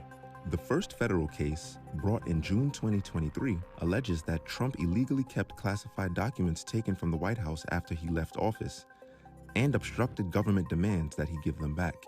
Whatever documents the president decides to take with him, he has the right to do so. He faces 40 felony charges, the most serious of which carries a penalty of up to 20 years in prison. It's not clear when the case might reach trial, though both sides have said they could be ready for one this summer. Smith's second indictment centers on... Okay, just to make it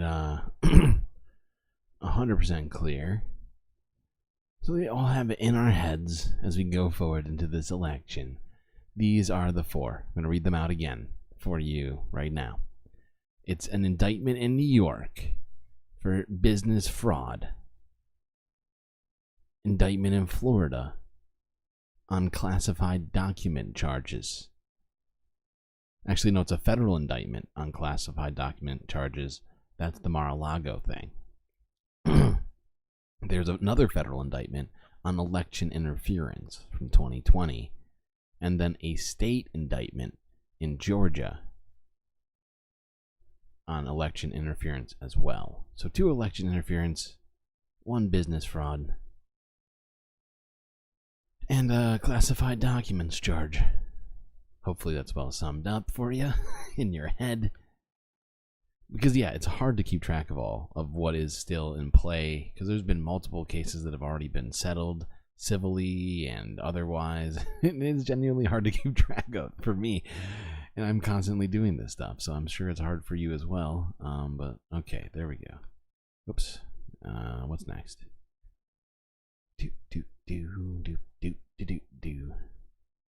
Okay, we're gonna look at some stuff regarding housing and homelessness here and in Canada. First, this is in California. How effective are California's homelessness programs? Audit finds state has not kept track well. This is from 2 days ago.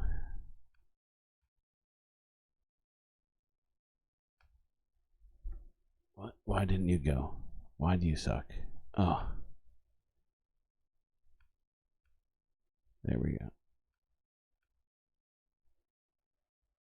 California has spent billions of dollars addressing homeless issues, but a new audit reveals some concerning information. Good evening. Thanks for joining us for Crown 4 News at 6. I'm Ken Wayne. And I'm Vicki Libiakis. The new state audit reveals government agencies are doing a lousy job tracking the money after they're sent to programs that are supposed to help people without homes. Crown 4's Dan Kerman here in the studio tonight with the details. Dan. You know, this audit was requested by South Bay State Senator Dave Cortese, and while he says this lack of transparency must be corrected, he is not calling for a stop to future spending on homelessness. A new state audit finds it's impossible to tell if the $24 billion the state has spent to combat homelessness over the last 5 years has been effective. The audit depicts a bit of a data desert. South Bay State Senator Dave Cortese requested the audit, which found state... You know, I don't know if it's a glitch, but it says 40 likes right now, so I'm gonna give you 4. Just because I feel like you deserve it, chat. I'm gonna give you Morty. It's a little Morty for you.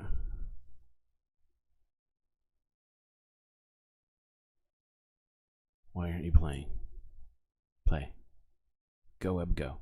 Local governments are not collecting enough data to determine if these programs are having successful outcomes. The biggest conclusion that the auditors came back with is there's just inadequate transparency and data and information available. The audit also evaluated the cities of San Jose and San Diego and found both cities aren't properly tracking spending or evaluating the effectiveness of its homelessness programs. I worry that these big nonprofits are not working in synergy with one another, that they're working too independently, and obviously they're not getting the accountability that they need from the city and the county and the state. San Jose homeless advocate Todd Langton isn't surprised by the findings, nor is San Jose Mayor Matt Mahan, who says improving accountability is one of the reasons he ran for mayor. We need more transparency, more accountability, better tracking, absolutely. But we shouldn't be tackling this city by city, county by county. We should have a top-down statewide framework for how we're going to measure the efficacy of the dollars we're using. Mahan did take issue with a part of the report indicating interim housing is far less effective than permanent supportive housing.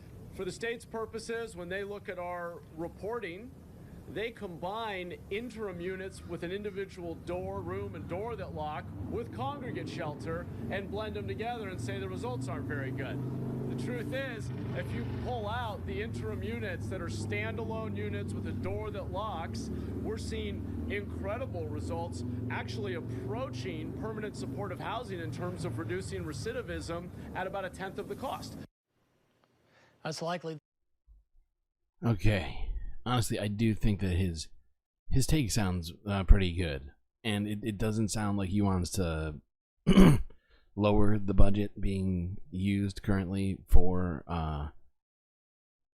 preventing houselessness. And the, I think that the statistics around, like, I was expecting one thing when I watched this video, and I kind of got a different thing from it. Because, like, initially, the way I thought it was being framed, I thought they were going to be talking about how they weren't being good at keeping track of homeless people, right? But I think we all know that, especially if you don't provide shelter for houseless people, they are going to potentially either be forced to move or choose to move somewhere else for whatever reason. As there's a multitude that present themselves in that equation, which makes it very difficult to keep track of people who are unhoused. And but that video kind of went in a different direction with it, and I think that I think he's probably right. You can't just judge one city by itself in a vacuum. You got to judge the whole state, create a framework by which to judge these sort of statistics more in more context, I think. Moving on to this very fucking fuck you, we're here already. This one pisses me off so bad you don't even understand, chat. This one's really frustrating. So trigger warning, this next video discusses some very fucked up shit, and I honestly considered putting it in a different part of this video because it hits on two different things, and you'll see that soon. But this is from 23 hours ago. King 5 Seattle, police searching for suspect accused of intentionally driving over unoccupied tents in Seattle.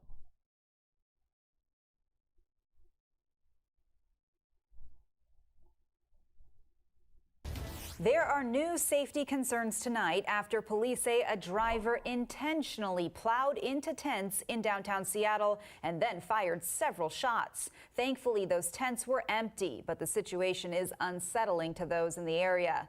Thank you for joining us tonight. I'm Jessica Janner Castro. I'm Steve Solis. King 5's Jim Nelson joins us live tonight as police continue to look for that suspect. Jim.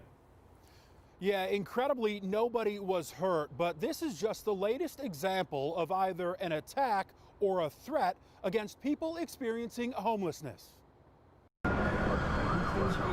Life on the streets comes with challenges and dangers. Every time I come out, y'all got to look over your back because you never know. Anything can happen. I met Milton along 3rd Avenue in downtown Seattle, where these streets are lined with tents. They're often occupied. Thankfully, they were not last night around 11:30 when Seattle police say someone in an SUV drove onto the sidewalk and intentionally ran some of these tents over. Like, let's be fucking super real about this. At that time of night, considering what we're talking about, that is, in my estimation, and you'll see in a second because we haven't gotten to the most frustrating part of this. And I know you're thinking, Streamlord, that's insane. This is fucked. How can it be more fucked than what you're talking about? Oh, you'll see. Because there's other people involved in this particular situation. But it to me, in my estimation, is it rises to the level of like attempted homicide, right? Like they assumed there were people in there just because there weren't people there, right? What if there had been? The assumption you would think is that there's people there in the middle of the night in a tent on the street, unhoused, nowhere else to go. Why not run them over and then gun them down? Okay, but there's more. So at 3rd and James, SPD says its officers saw it happening. This has to stop. God doesn't do this. Traffic cameras captured the aftermath. Cops pulling up on the suspect or suspects just a block away. The driver took off. Officers chased but stopped the pursuit when they learned the tents were empty. So you heard that right. You're not having a stroke, chat. And I'm going to go back just so you can hear that again. Okay? Let's listen to that again. Because no, you didn't have a stroke. That was real. God doesn't do this. Traffic cameras captured the aftermath. Cops pulling up on the suspect or suspects just a block away. The driver took off. Officers chased but stopped the pursuit when they learned the tents were empty and nobody. Right. So officers were pursuing the suspect who had just committed a crime. Right? When they found that the tents were empty, they were like, oh, it was just like it was like a prank. It was like a funny prank. And they didn't even pursue the suspect. We've seen, honestly, on this channel, like I think a couple of videos of police going on insane chases over people who like stole like a vehicle or something like that. But in this case, somebody who tried to murder the unhoused, who they assumed were probably sleeping in tents. No big deal. There was nobody there. No problem. We don't need to find out who this fucking psycho is, who's a danger to society. Been hurt. But they also say a short time later that same SUV went back toward the tents and reportedly fired multiple shots. That person don't need to be nowhere in this society. That's really messed up. The officers didn't find any casings and nobody was willing to talk. Jesus fucking Christ. Christ. Just another in a string of frightening nights. In February, a man was run over while sleeping on a Capitol Hill sidewalk. Just weeks before that, 2 women run over along Aurora Avenue. Do you feel safe out here? Of course not. But God has to take over. Oh my God. No harm, no foul, am I right? Wow. Yeah. That is definitely the vibe. That's definitely the vibe. Yeah, I hate it. Yeah, and if you don't punish people for doing this kind of thing, yeah, more people will undoubtedly or do it, or the same person will continue to do it. Moving on. Somehow. From that, which is just so fucking... It's cruel to the utmost degree. It's people with nowhere else to go. And you're just gonna... Yeah, I'm just gonna move on before I blow. This is from Global News from a day ago. Doug Ford government unveils sweeping new changes to housing rules. Somehow Doug Ford might be on the right side of a thing one time in his life accidentally here, I think.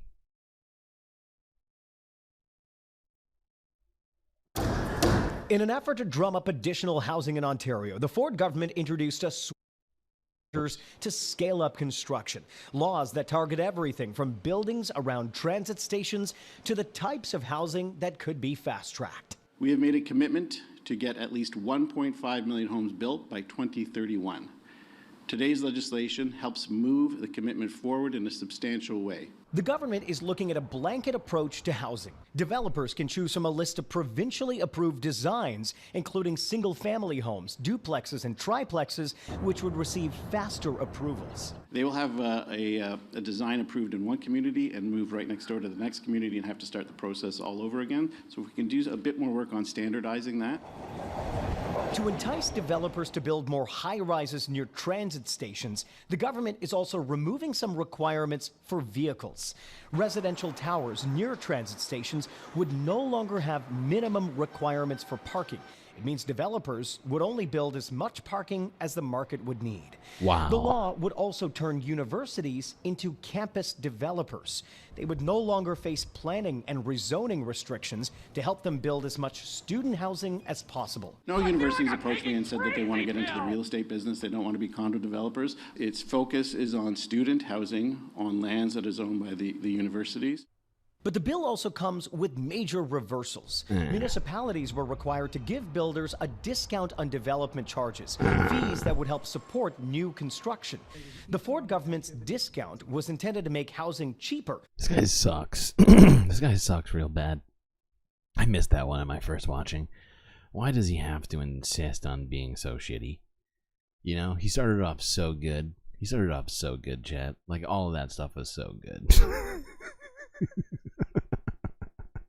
I don't want reality. Piece of shit. Why do businesses need tax breaks and all this other garbage? Why is that? Why is that? I don't understand. Instead, cities claimed it robbed them of much-needed revenue. Developers will now have to pay in full, the only discount if they're building affordable housing. And ministers' zoning orders are also getting overhauled.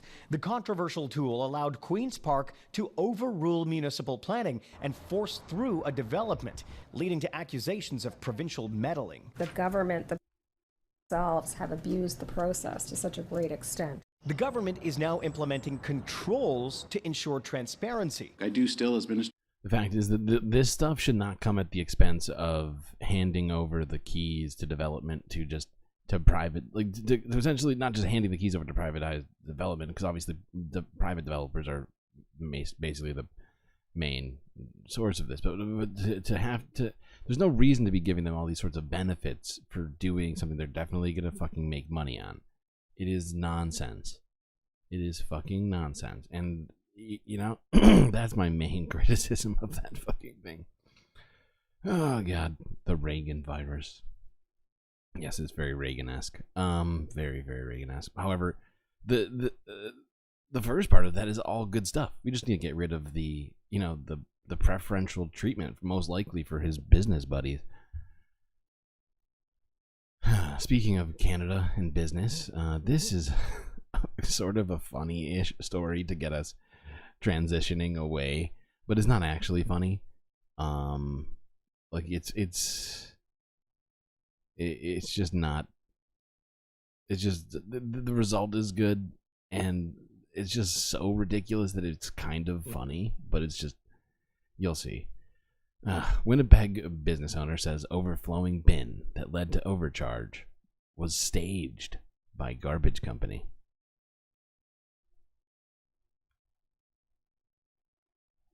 The garbage bin beside Brad Wallen's Winnipeg business has been the source of a messy situation, but not for reasons you may think.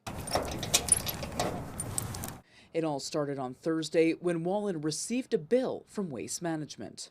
It was a big surprise. We ended up receiving an invoice from Waste Management with for roughly about $340. Normally the bill is about $60. Included with the bill was this image showing the garbage bin with the lid propped open and garbage spilling out. Along with it, an additional overage charge. We knew we hadn't overloaded the bin, but there was also a photo of this. That's when Wallen checked his security camera footage and was stunned by what he saw. The video supplied to Global News shows the driver getting out of the truck, unlocking the garbage bin, partially pulling debris out, and leaving the lid propped open before getting back into his truck and dumping the load. My jaw dropped. I couldn't believe that would happen. Wallen said he contacted Waste Management offices in Winnipeg and Calgary. It was like pulling teeth trying to get through. They were stonewalling me, not wanting me to get through to farther up the chain. Then on Monday, he says he was contacted by Waste Management. She didn't really have an explanation for it, and they said they were going to look into it and call me back. I haven't received any calls. Waste Management is denying the allegation the garbage was manipulated in order to charge additional fees, and in an emailed statement to Global News said investigation determined the driver made an error in process, causing the overage charge. I'm going to read this whole thing because this shit is fucking insane. Waste Management of Canada Corporation, WM, has investigated the situation raised by a customer in Winnipeg and determined that the driver made an error in process, causing the overage charge. This was unintentional. Jesus, I say that. And WM reacted quickly to resolve the matter by apologizing. We apologize to its customer and reversing the overage charges that were made in error. Jesus, I say A that. core value at WM is success with integrity, and WM will further coach drivers on proper protocols. Now, before this video ends, there was a comment. I can't remember if it was on this video or another one relating to this situation, but somebody in the comment section pointed something out that while drivers themselves may not get bonuses for overage charges, the management does. And it's very likely that there's something very, very fucked going on here. And I think we can all kind of guess what it might be. It went on to say it was unintentional, and they apologized to the customer and reversed the charges that were made in error. But Wallen isn't buying it and says it's not about the money, but more about the principle. So basically they got caught stealing, and now they're going to give me my money back. That's basically what they're saying. So it's a little frustrating. It's funny. It's funny. You know, corporations love stealing from people and then saying, whoops, sorry. But then, you know, we hear all these stories in the news of, oh, theft. And it's like, oh, but I wonder what they would do if somebody walked back into the store and like handed them some shit and said, oh, sorry. That was unintentional. Unintentional. Oh, God. The hypocrisy is real. Okay. Oh, good. All right. Global news. Starting in South America today, when we look here globally, in Peru. This one's from Global News as well, from 5 days ago. Somehow I missed this one. Peru president scandal. Dina Boluarte slams investigation into alleged corruption.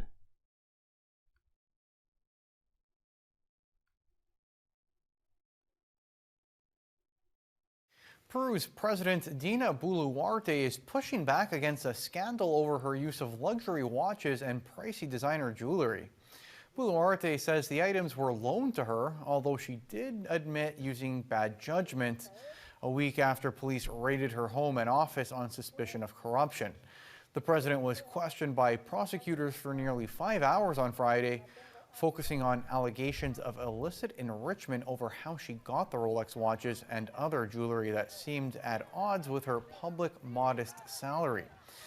In comments from the National Palace after her closed-door testimony, she said all the watches except one were lent to her by a friend who had hoped they would reflect well on the country if she wore them.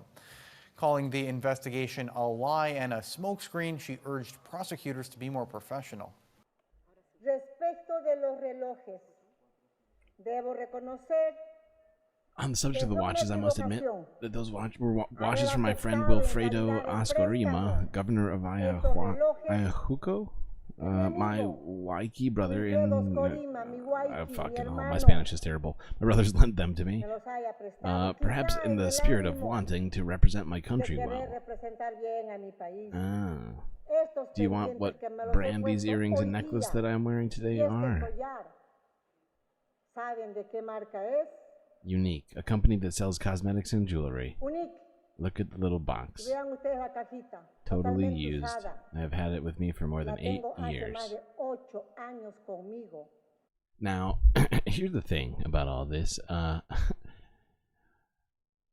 Dina Boluarte is a very strange figure in South American politics. She came into politics as a supposed leftist and Marxist, and then after getting into power, pretty much did a full 180 and has ruled in what most people determine, I guess it's the wrong word, I just can't think of the words right now, as being rather conservative leaning. Not only that, there have been multiple massacres committed by her government on protesters demonstrating against her government. And so I think that the watch and the jewelry are just really a way for people to vent about how shitty she is, and she's kind of missing the point here a little bit. She's are you calling her Kristen Cinema of Peru? That's actually a really good comparison. I do get Kristen Cinema vibes from her big time. So apt. Such an apt analogy comparison. Okay, moving on from Peru. God, that one got me good. This situation. This is a quick story from Reuters from 14 hours ago where Mali's junta. Is it junta or junta? I always forget. I think you can pronounce it either way. Suspends political party activities.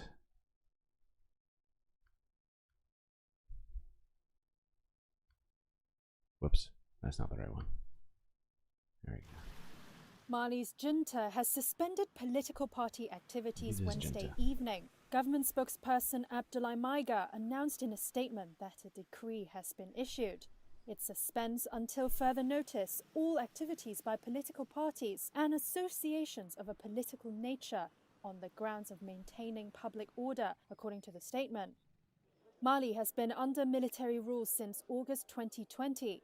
The country's current junta seized power in a second coup in 2021 and later promised to restore civilian rule by March 26, 2024, following elections in February this year. Weird. However, the junta said in September last year that it would indefinitely postpone February elections. I wonder why. Technical reasons.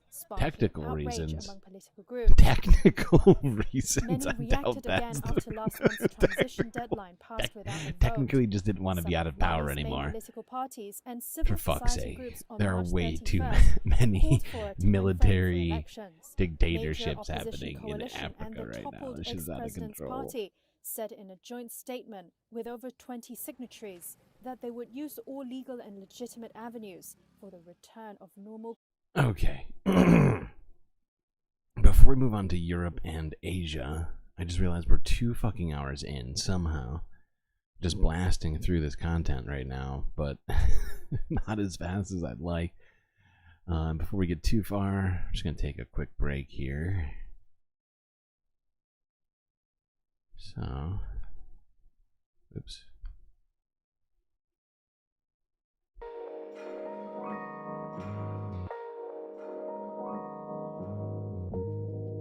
Well, I hope everybody's been enjoying this late night radio with me, Galactic Streamlord, here at the Galactic News Network. If you're looking for ways to support me in doing this here, you got a few options. You can like or subscribe for completely free by just clicking with your thumb or finger or your nose, something like that. However, if you don't feel that goes far enough, and you'd like to be bathed in galactic benefits, well, you have one last option. You become a subscriber on my Patreon by clicking this link.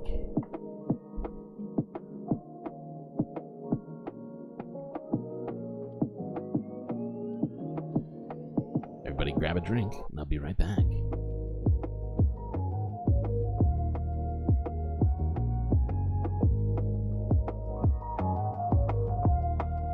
I don't want reality.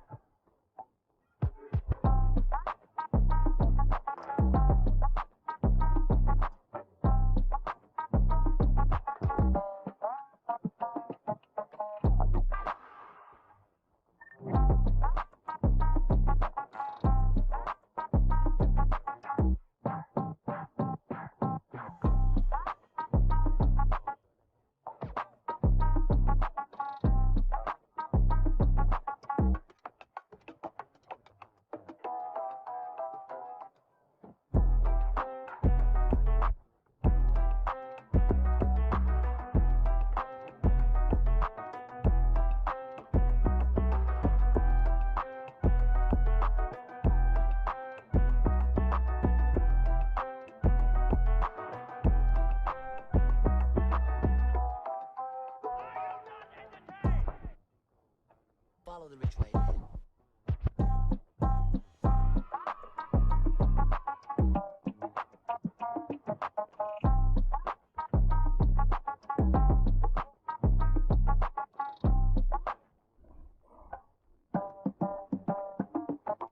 Okay.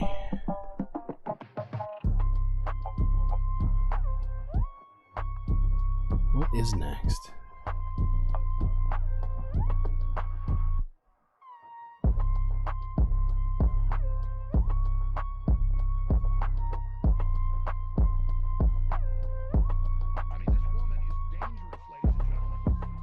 It's a bold strategy, Cotton. Let's see if it pays off for him.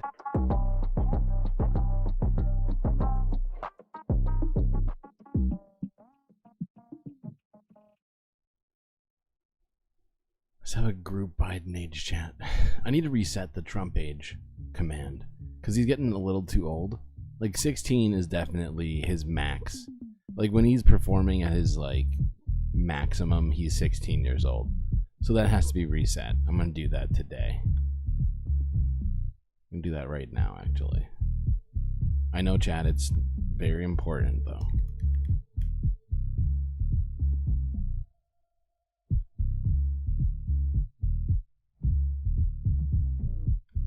Where's Trump age?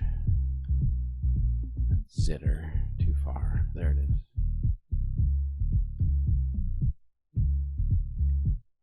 Whoopsies.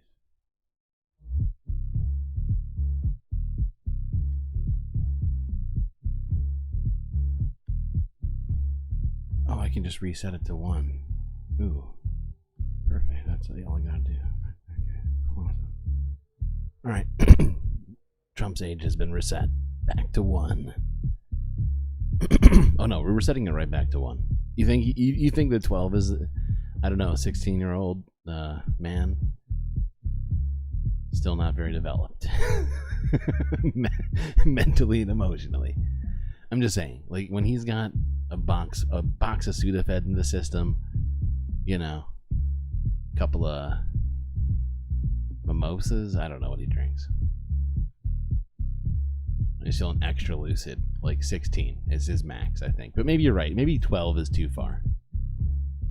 Maybe 12 is too far.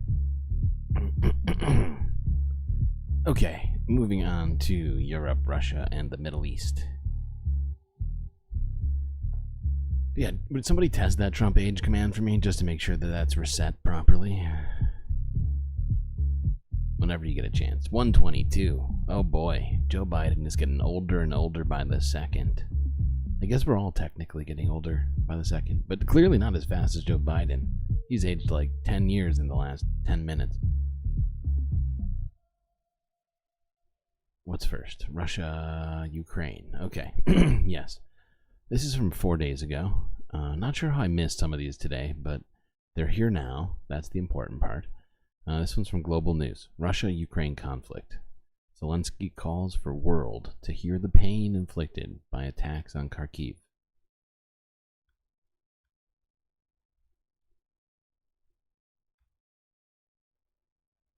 It's not reset. No, he's 2 years old. Look. Тут є одна людина з легкими пораненнями. Що стосується там є дві людини, які... I forgot, chat. I'm sorry. He's speaking Ukrainian. Let me try this again. Let's redo this. Let's go back into a alternate future where everybody hears what's happening.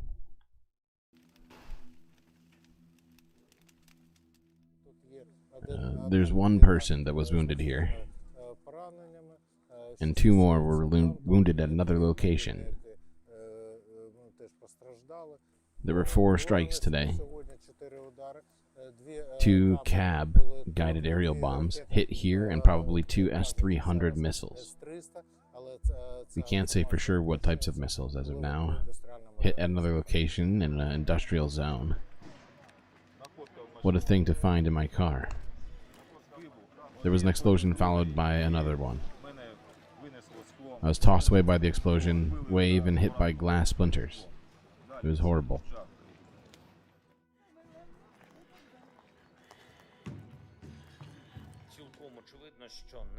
It is quite obvious that our existing air defense capabilities in Ukraine, and it is obvious... Wait, what? I missed a word there.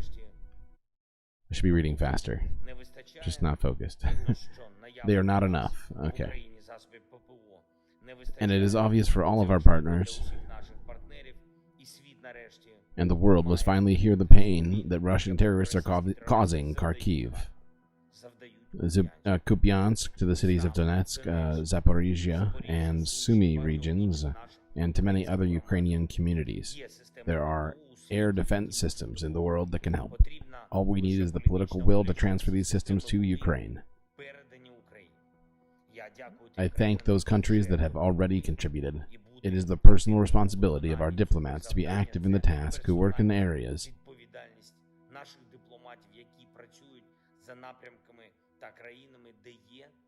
and countries that possess essential systems. Okay. Alright, what's happening? What's happening next?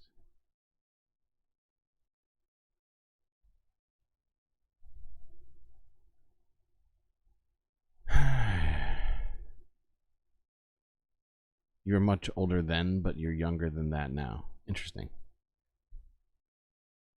I'm not sure how that works. Ay, ay, ay. Too many wars. Too many wars, chat. It's getting out of control. This is from 11 hours ago. Russian missiles pummeling Ukraine's electrical grid, leaving thousands without power.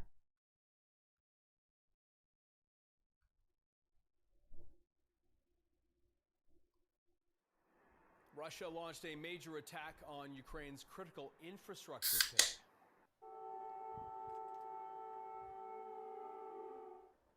Residents rushed to metro stations to seek shelter as air raid sirens sounded in the area. More than 40 missiles and 40 drones were used in the attack.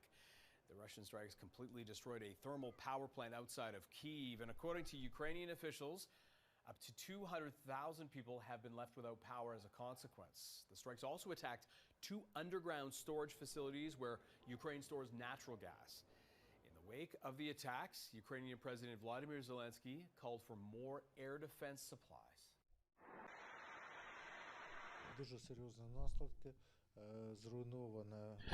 They once again ruined the energy system. There were hits at a combined heat and power plant that is in the Kharkiv region. But supplies energy to the city of Kharkiv. There were also hits on a substation. It ceased to exist. Just ceased to exist. Jesus Christ. Kharkiv needs air defense systems. This is the main task for now, because we know that if we don't have them,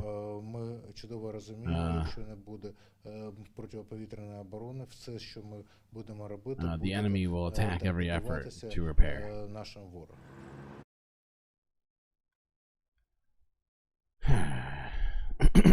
Okay. So yeah, the situation is still pretty dire in Ukraine. And due to the fact that the aid to Ukraine has been stalled in the Senate in the United States, they are under funded.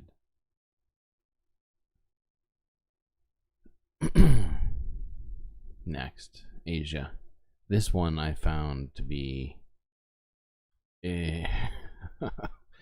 this is an incredibly interesting chat, and I don't know if you've heard of this already. It's already gotten 1 million views just on this one BBC video. It's just 17 hours ago. We usually don't watch videos with this many views, honestly. We watch videos with like 500 views on them. Those are the kinds of videos we're watching, chat. Or at least we tend to be watching. Sometimes we get a popular video in there, but not usually. But this is very interesting, and well, let's just watch it. I'll let you see what's going on, and I'll just read the headline here. 17 hours ago, Vietnamese billionaire sentenced to death for $44 billion fraud.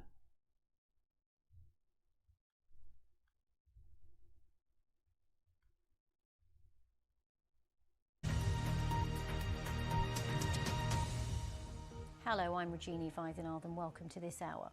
In the past few minutes, a court in Vietnam has sentenced a wealthy property developer to death for defrauding a bank of billions of dollars.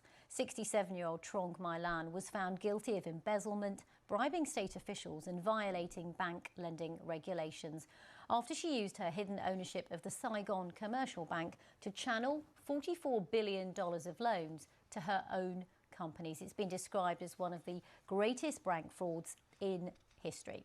Well, for more on this, we can go straight to Bangkok and join our Southeast Asia correspondent, Jonathan Head. First of all, Jonathan, if you could just tell us a little bit more about what the court said today and the background to this case. Well, the court's been giving enormous amounts of detail about this case through its 5 weeks. So everyone in Vietnam knows a lot about it. That's quite unusual there. They've wanted the public to know about this case.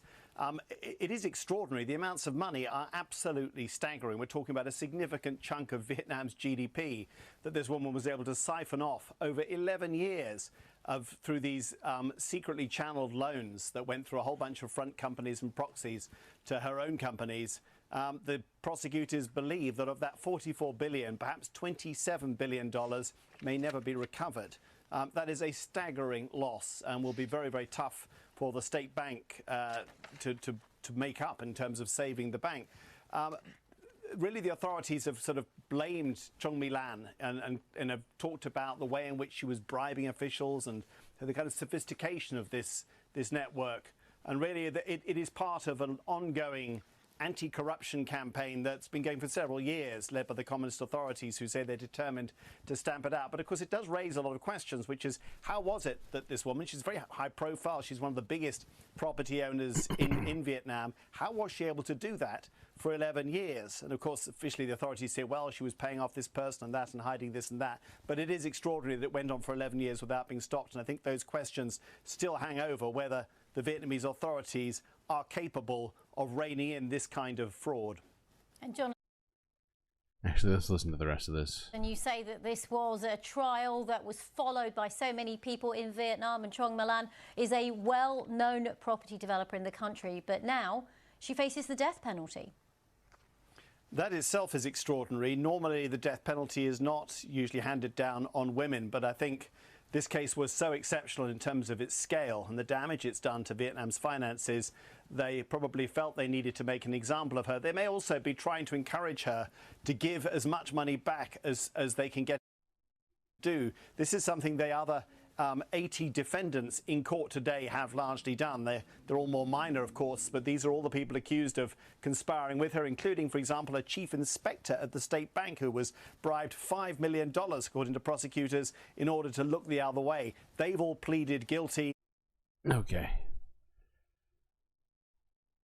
Well, that shit is fucking crazy.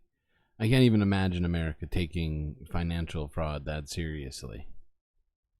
Especially with somebody as influential as that. But Vietnam has taken it upon themselves to take this to the ultimate level of seriousness. And I mean, the fact is, I kind of get it. That's a shit ton of money, especially for Vietnam. And just for some context, Trong My Lan is a Vietnamese businesswoman of Chinese heritage. She founded a real estate development group and has managed to embezzle billions of dollars from the government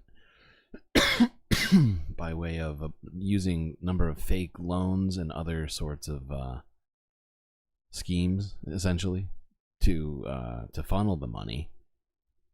And you heard it right. She's been sentenced to fucking death.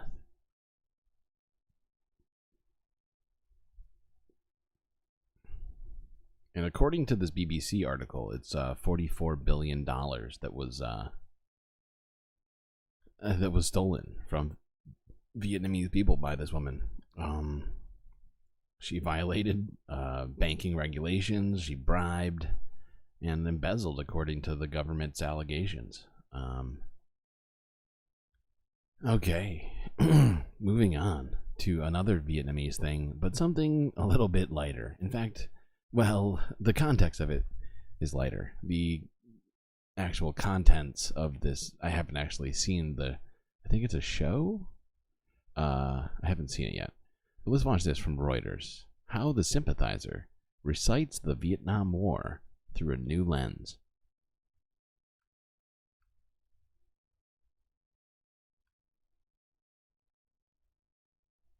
I think for the first time we actually get to see Vietnamese people at the forefront of telling the Vietnamese story. Saigon, 1975. HBO Max's new miniseries, The Sympathizer, about a communist spy during the Vietnam War, is an espionage ride that puts the Vietnamese experience front and center. It's a perspective that is often lost, said lead actor Hoa Son Day at the series premiere on Tuesday. The Vietnam War is often depicted from a very Western-centric perspective, but what about the Vietnamese perspective that's all too often been lost in this? And so I think it's time that the American audience is exposed to that, these stories that are just lost throughout time. Biracial. Based on a Pulitzer-winning novel of the same name, The Sympathizer follows Sean Day's character, the Captain, a half-French, half-Vietnamese communist spy who finds refuge in the U.S. during the final days of the Vietnam War.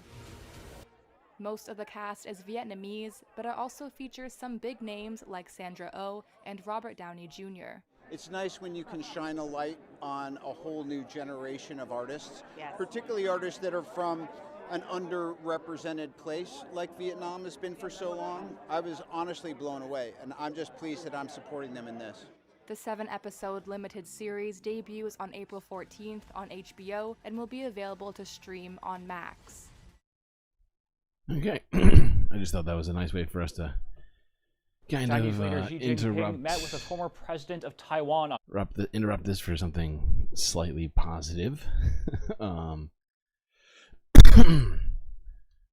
It's not necessarily a show recommendation. I haven't seen it yet. Seems like we already have like a list of things to watch here at the Galactic News Network. It's that now, as well as what's the other one?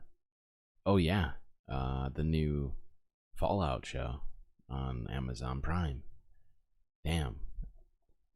Honestly, I'm gonna have to wait on the HBO Max thing because I don't have HBO Max. So, you know, unfortunately, won't be watching that one. At least not yet. Okay, moving on to China. China's Xi Jinping says no force can stop Taiwan reunion. Chinese leader Xi Jinping met with the former president of Taiwan on Wednesday. During the meeting, Xi said China and Taiwan should be unified and that no force can keep them apart. An expert says it's no accident the meeting came on the same day American and Japanese leaders met. Both sides of the Taiwan Strait belong to the same nation, the same ethnicity, Xi said, adding, quote, foreign interference cannot stop the historic event of a family reunion. In January, Taiwan elected pro-independence leaders. Xi's guest Wednesday is a former president of Taiwan. Ma Ying-jeou supports Taiwan's unification with China and is not popular at home. Beijing claims the island democracy as its own and has threatened force to take it. An expert says Xi's meeting on the same day American and Japanese leaders discuss deeper defense arrangements sends a signal. Xi is trying to broadcast. They are belligerent. They, the Americans, the Japanese are belligerent. We actually want peace within our own people. Pao Thiel says China sees Taiwan as a matter of sovereignty. I mean, that's thing about that comment is it's not entirely inaccurate. America can be pretty belligerent sometimes. I'm not sure why he thinks that statement's so comical. It's pretty accurate. Not entirely. I mean, granted, if China is also belligerent, that's the thing. Everybody in this in that sentence there, I think. Whatever. I'm gonna push forward. We got more stuff to talk about relating to this exact story. Oh shit! But I don't have it. Why don't I have it up this way? Fuck me. Just gonna move these.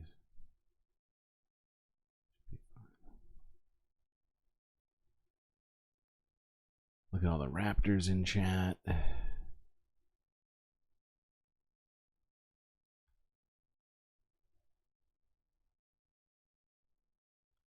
Chinese leader Xi Jinping met with the former president of Taiwan on Wednesday. Nope. During the meeting, Xi Nope. said China Next. and Taiwan should be unified. There we go.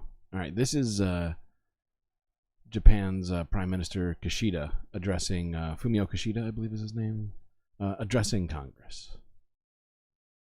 Wait, why? Oh God. Okay, hold on. My browser has decided to go on strike. Chinese leader Xi Jinping met with the former president of Taiwan on Wednesday. During the meeting, Xi said China and Taiwan should be unified and that no force can keep them apart. Arguably the greatest work of nonfiction of the 20th century. The meeting came. Here we go. We start now with the leader of Japan underscoring the importance of the alliance between his nation and the U.S. one day after he and President Biden announced that they are ramping up their military partnership. That's right. And his remarks today. Belligerence begets belligerence. Yeah, to some degree, I think that's probably true. I would prefer a lot less belligerence in this world. And the fact is China's still being belligerent. I'm not saying they aren't. I mean, some of the stuff we've seen them doing in the South China Sea, while it might be named the South China Sea, doesn't mean that it's all theirs, right? There's some, there's some limitations to that sort of thing. So I think everybody just needs to chill the fuck out. Come as some lawmakers push for the United States to minimize its role in international affairs. Mr. Speaker, the Prime Minister of Japan. You're in what? Japanese Prime Minister Fumio Kishida addressed Congress. What? You're in solidarity with my browser who's on strike and causing problems on the stream. Stefan, how could you do this to us? You know, and I understand solidarity and everything, but in this particular case, I think we can admit to ourselves that the browser is wrong. This morning, as part of his official state visit to Washington. I say that. I'm here to say that Japan is already standing shoulder to shoulder with the United States. You are not alone. We are with you.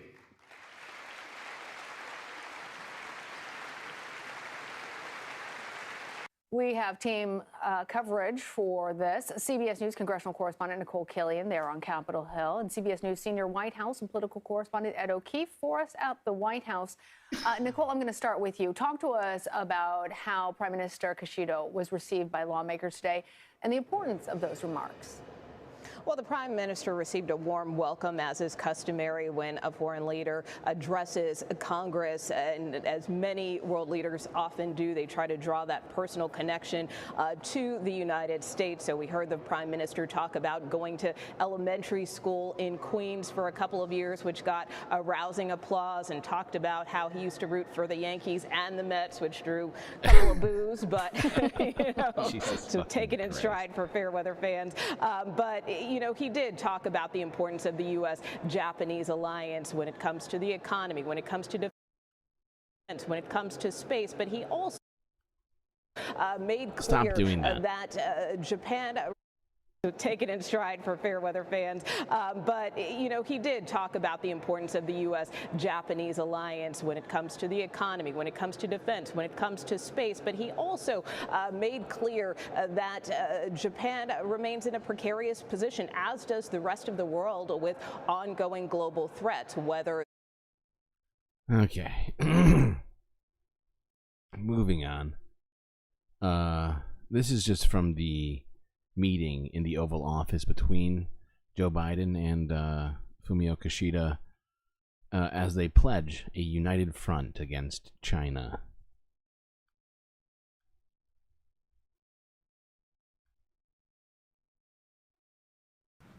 Well, Fumio, welcome back to the White House. Welcome back to the Oval Office. It's good to have you here. U.S. President Joe Biden welcomed Japanese Prime Minister Fumio Kishida to the White House on Wednesday, as the two seek to showcase a strong and growing partnership focused on joint defense cooperation, including a new missile defense system. Together, our countries are taking significant steps to strengthen defense security cooperation. We're modernizing command and control structures, and we're increasing the interoperability and planning of our militaries so they can work together in a seamless and effective way. The two leaders have their eye on China and Russia and were specifically asked about China during a joint news conference. On challenges concerning China, including the... You're really high right now. I support you. I support you. I too am enjoying myself over here, and if you got him, smoke him. Well, that's not the phrase. Smoke him if you got him. There it is. Found it. That's a win. Unilateral attempts to change status quo by force or coercion. We concurred that Japan and the United States as global partners shall work in close coordination. The U.S. and Japan, along with Australia and the Philippines, held joint maritime exercises in the South China Sea Sunday, ahead of this summit. That's an area Beijing claims, but international law says belongs to the Philippines. The leader of the Philippines is coming to Washington later this week to meet with Biden and Kishida. The trans-Pacific diplomacy comes at a moment of tension with China, which continues to assert claims over the self-governing island of Taiwan. Okay, what else we got next here? Okay, quickly we are going to hit up South Korea.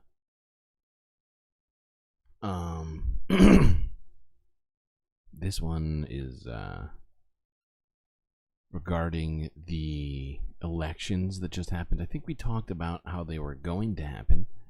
Well, they have now happened. And the opposition party has made a great deal of progress in the South Korean elections against Yoon Suk Yeol's party. The shit, what's the name of his party again? I forget. The People's Power, which, if I'm not mistaken, is a pretty sort of very conservative government. Okay, moving on. The first one, BBC News, South Korean. Oh wait, no, Reuters. South Korean opposition beats ruling party in election. From 19 hours ago. Nope. South Korea's conservative president was dealt a resounding blow on Wednesday as the country's liberal opposition scored a landslide victory in a parliamentary election. The Liberals were projected to fall just short of the 200 seats needed for a supermajority, but their win likely means political gridlock ahead for President Yoon Suk Yeol. Main opposition Democratic Party leader Lee Jae-myung thanked supporters and called it a great victory for our people. Lee had led a combative campaign against Yoon. He urged Yoon's party to work together with the opposition towards an economic recovery, calling it their top priority. The ruling People Power Party was set to win just 108 seats. President Yoon, who took office in May 2022, was not up for election this time, but the bitterly fought race was seen by some analysts as a referendum on his leadership, coming as Yoon's popularity falters under a cost-of-living crisis and a series of political scandals. Yoon humbly accepted the election results and... Wow, somebody actually accepted election results. How fantastic.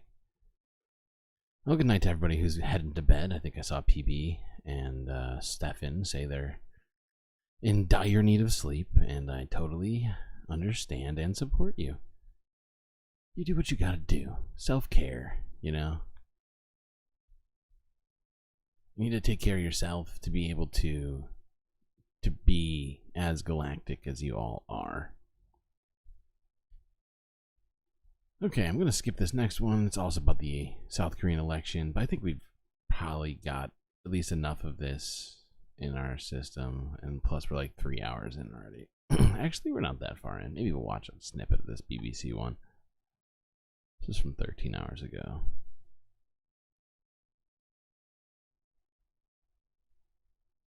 To South Korea next, and the Liberal opposition party has won a landslide majority in the country's general election, which was widely seen as a referendum on the country's President Yoon.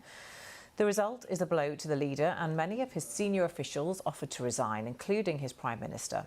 Even though Mr. Yoon has been unpopular, few observers expected him to suffer such a punishing defeat. Our Seoul correspondent Jean McKenzie explained what this result means for President Yoon's position. Although these were parliamentary elections and they don't decide the president, the way the campaign has played out here is very much that this was a midterm referendum on the current president, Yoon Suk-yeol, who's been in office now for 2 years. Now, he has been an unpopular president from the very start. His approval ratings have hovered between 30 and 40%. People have bristled at what they see is quite a confrontational political style, but also he has been accused of mishandling the economy. So when we spoke to people at polling stations yesterday, they were telling us that they were worried about the rising cost of food or how difficult it is to buy an apartment here. And they didn't believe that Mr. Yoon had a vision for this country and was going to be able to fix these problems. Yeah, and the thing is that you know, South Korea isn't exactly what do I want to call it, the fucking Hunger Games right now. That was hilarious. Fuck, I can't think of it. My brain just broke. This is like a freaking it's like a huge show.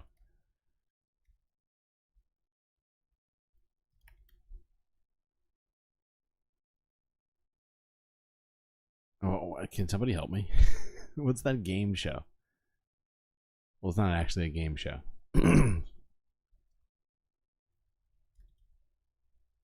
Oh, Squid Game. I was going to call it Octopus Game. I knew that was wrong.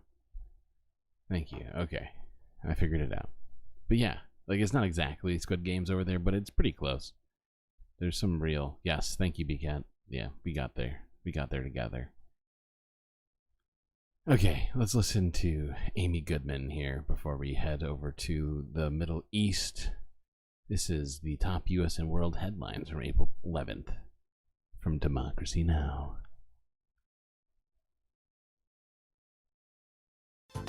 Welcome to Democracy Now!, democracynow.org, the War and Peace Report. I'm Amy Goodman. As negotiations over a Gaza ceasefire continue in Cairo, Israeli forces killed 3 sons and 4 grandchildren of Hamas's political leader Ismail Haniyeh in an airstrike in central Gaza on Wednesday. Haniyeh spoke to Al Jazeera shortly after the attack. They believe that if they kill or assassinate leaders or their next of kin, that we will abandon our people, that we will abandon our resistance. They are mistaken. This noble blood that is spilled, including my own children, will harden our resolve, make us more defiant, more adamant to continue to march on this road. The road of struggle and resistance until we win our freedom and the lawful rights of the Palestinian people. Kraken Ball chat. Schmegley. My God. that one's actually really good. Might be a little insensitive to the tone of that game, but fucking hilarious. Are restored. Ismail Haniyeh lives in Qatar. His sons and grandchildren were killed as they were reportedly traveling to a gathering to mark the end of Ramadan in Gaza. Across Gaza, Israel's 6-month-long assault has cast a dark shadow on the holiday of Eid. We haven't become accustomed to this life and we won't get used to it. We're just trying to. This Eid has come without any new clothes for the young ones, no money given to children and no joy. Those who have lost people, lost homes, what Eid is this? This is the Eid of destruction, not the Eid of joy. In other news from Gaza, a UNICEF aid convoy was hit by Israeli gunfire today as it attempted to deliver life-saving supplies to children in northern Gaza. UNICEF said 3 rounds of gunfire. Tea? Oh, I have tea. I have green tea right now. I drink a lot of tea. Hit the convoy. Israeli forces then refused to allow the aid convoy to head north, even though the UNICEF trip had been authorized. In related news, World Central Kitchen has revealed one of its aid workers was gravely injured last week in an Israeli airstrike on a mosque.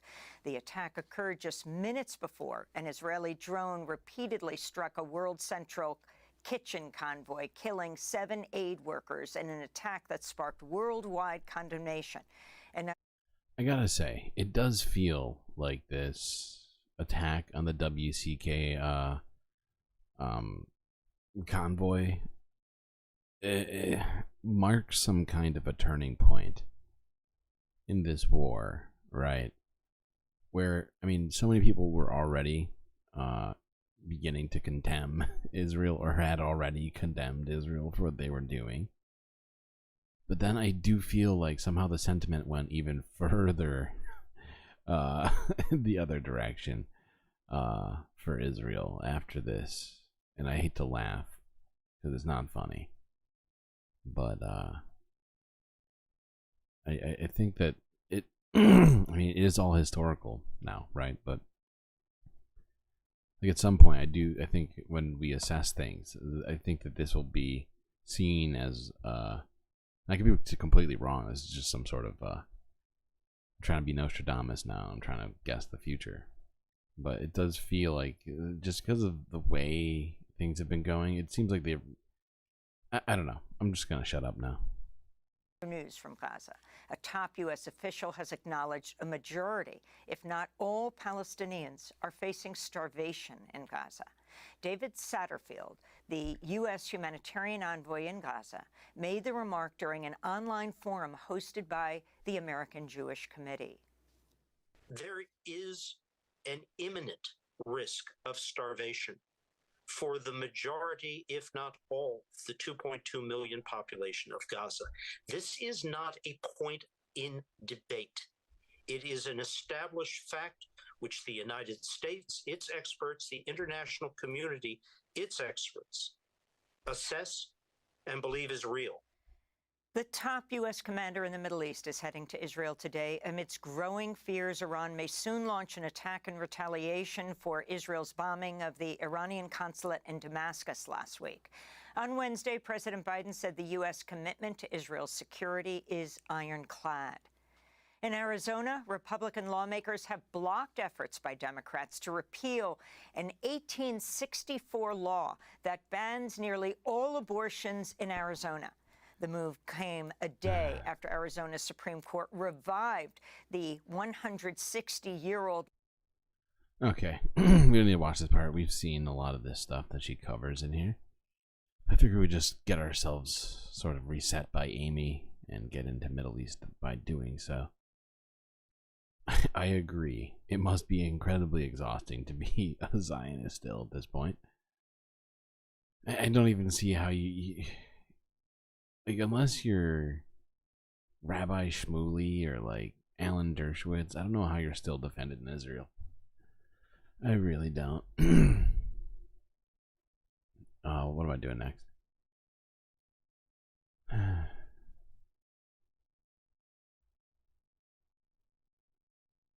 Oh, okay.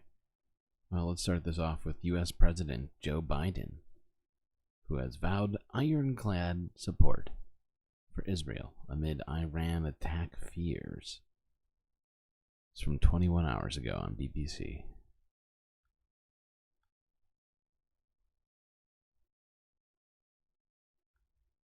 Hello, I'm Nikki Schiller. Welcome to the programme. We start this hour with the latest developments in the Middle East. President Biden has promised Israel ironclad United States support amid fears that Iran could launch reprisals for an attack that killed senior Iranians. US media are reporting that an American general will visit Israel on Thursday to discuss Washington's fears. President Biden warned that Iran is threatening to launch a significant attack after Israel struck the Iranian consulate in Syria 10 days ago.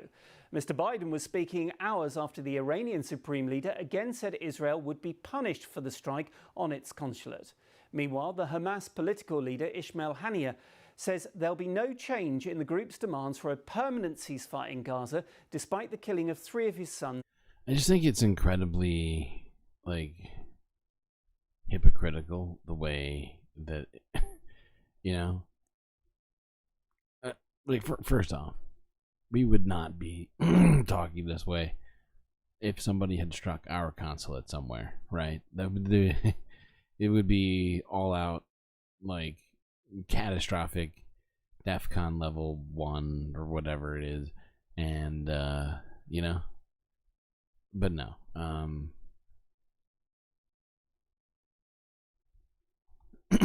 No, in this case, America defends Israel's right to attack consulates.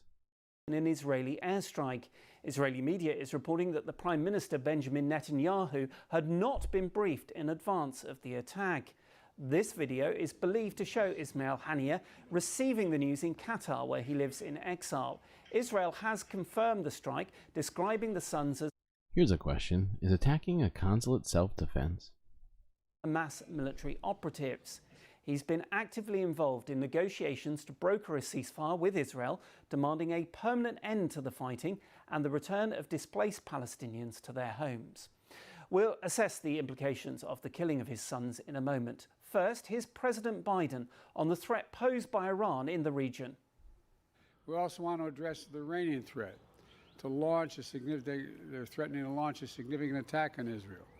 As I told Prime Minister Netanyahu, our commitment to Israel's security against these threats from Iran and its proxies is ironclad. Let me say it again, ironclad. Jesus fucking Christ. This is me. I feel like I'm pulling my hair out right now, ripping my shirt in twain. It's ridiculous. It is getting to be so one note from Biden. There's no nuance. He can't possibly like analyze this situation because that would absolutely ruin all of this. Good fucking God. All right, fine. I'm just going to power through it. We're going to do all we can to protect Israel's security. Really? Let's go live to our Middle East correspondent, Hugo Bachega, who is in Jerusalem. We heard President Biden there, Hugo. There are real fears now over what Iran might do and the possibility of the conflict spreading wider in the region. Yeah, and it's very interesting that over the last few days, American officials have been saying that they believe this possible Iranian response to that attack in Damascus is a matter of when and not if. And obviously, you know, we don't know what the Iranians are planning to do. They have this network of factions across the region, the so-called axis of resistance, which includes Hezbollah in Lebanon, the Houthis in Yemen, factions in Iraq and Syria. And all those players have already been involved in this conflict. Hezbollah, for example. Yep. Okay, we are going to talk more about that, which is why I'm pausing him. We're going to move forward here. Quickly hit this up. Then we'll go. Okay, yeah. Alright, so this first video after that. Why do I keep saying first? This is not the first. We've watched how many videos now? I am tired today. I don't know what it is. Fears growing of Iranian attack on Israel. IDF strike kills sons of Hamas leader.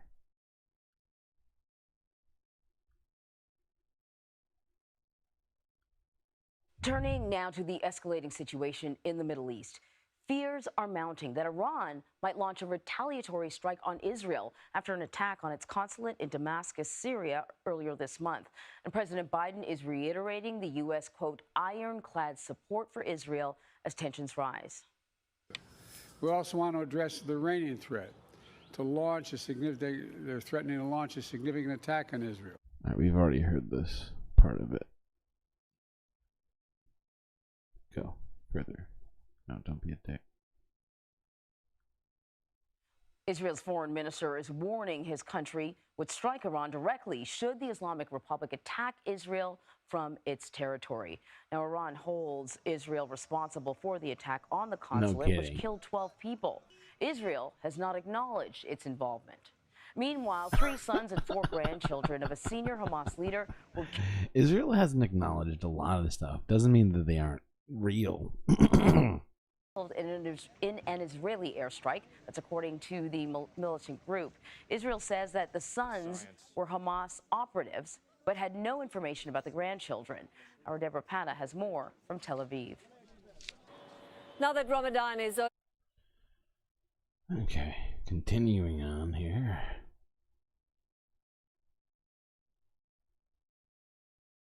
This, the rest of the videos we're going to talk about here tonight are relating to the decisions of Israel now in terms of what their plans are beyond Gaza.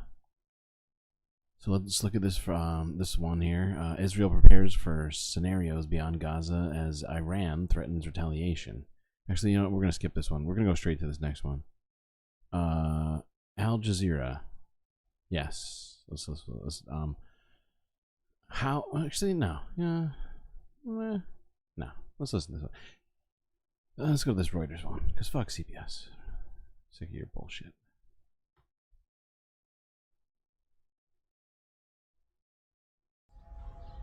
While the war in Gaza is Israel's main focus, Prime Minister Benjamin Netanyahu said on Thursday his country was also preparing for scenarios in other areas. His comments come amid concern Iran is preparing to strike Israel in response for the killing of senior Iranian commanders in Damascus on April 1st. Israel has not claimed the killings, but Iran's supreme leader, Ayatollah Ali Khamenei, said on Wednesday Israel must be punished. Pretty sure that's not how you say it. It shall be for the attack. Please have a seat. US President Joe Biden said on Wednesday Iran was threatening to launch a significant attack in Israel, while Germany and Russia have both called on countries in the Middle East to show restraint. Tehran has avoided direct confrontation with Israel or the United States, with Iran-backed groups declaring support for the Palestinians, waging attacks from Lebanon, Yemen and Iraq. Here's Netanyahu visiting troops at Tel Nof Air Force Base in southern Israel on Thursday. I said we are in challenging times. We are in the midst of the war in Gaza, which continues in full force. At the same time, we continue our unceasing efforts to return our hostages, but we are also preparing for scenarios of challenges in other arenas, and we established a simple principle: whoever hurts us, we hurt him. We are preparing to meet the security need of the state of Israel, both in so defense like and... the Palestinian civilians hurt you, is that what you're saying? Wow. Okay.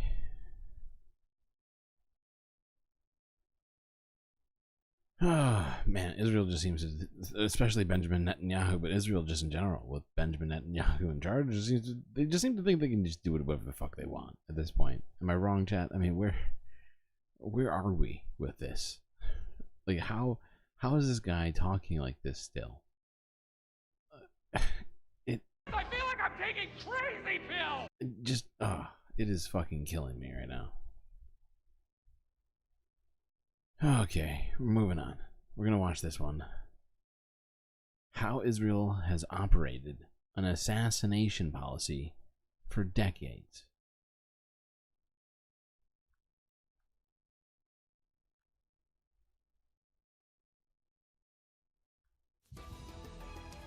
Three sons and 4 grandchildren of Hamas political leader Ismail Haniyeh assassinated in Gaza. Their names added to a long list of people killed by Israeli targeted operations worldwide. So why does Israel pursue such a policy? And what's its impact? This is Inside Story.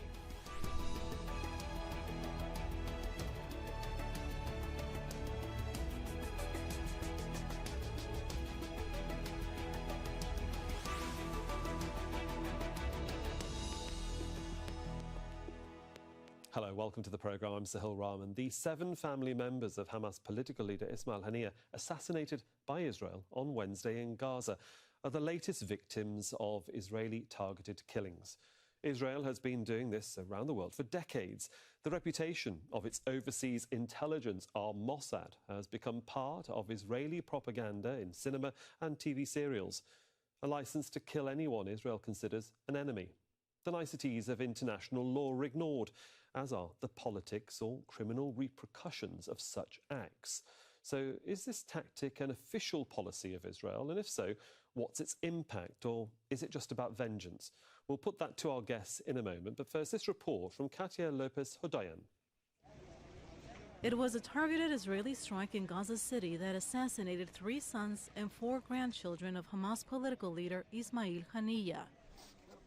He says the killings will simply strengthen Palestinian determination.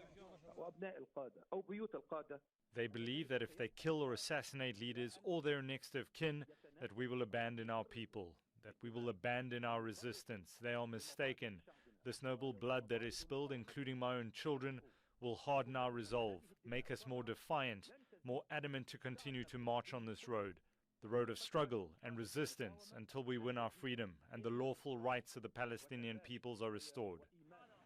The attack follows Israel's bombing of Iran's consulate building in the Syrian capital Damascus that killed several top Iranian officials earlier this month. Another suspected Israeli drone strike in Lebanon's capital back in January killed Saleh al-Aruri, the founder of Hamas's armed wing. Palestinian leaders say those killed are quickly replaced. We are a resistance movement, and the resistance must be victorious. The resistance will be victorious. For decades, Israel has assassinated people in the occupied territories and abroad, Palestinian leaders and Iranian scientists among them. According to studies by Israeli author Ronen Bergman, up until 2018, Israel assassinated 2,700 people worldwide. In the past, leaders who've rallied for a two-state solution have also been targeted. Palestinian President Yasser Arafat died unexpectedly in 2004, and many suspect Israel may have been behind his death. Now, decades later, the war in Gaza has reignited past tensions and fueled new ones. Some believe the Israeli assassinations of Haniya's family were intended to derail negotiations between Israel and Hamas. Bibi and I had a long discussion. U.S. President Joe Biden is pressuring Israeli Prime Minister Benjamin Netanyahu to reach a ceasefire. But many now say Israel's continued use of assassinations will further risk the long-term prospects of peace in the region. Katia Lopez-Odoyan, Al Jazeera for Inside Story. Okay.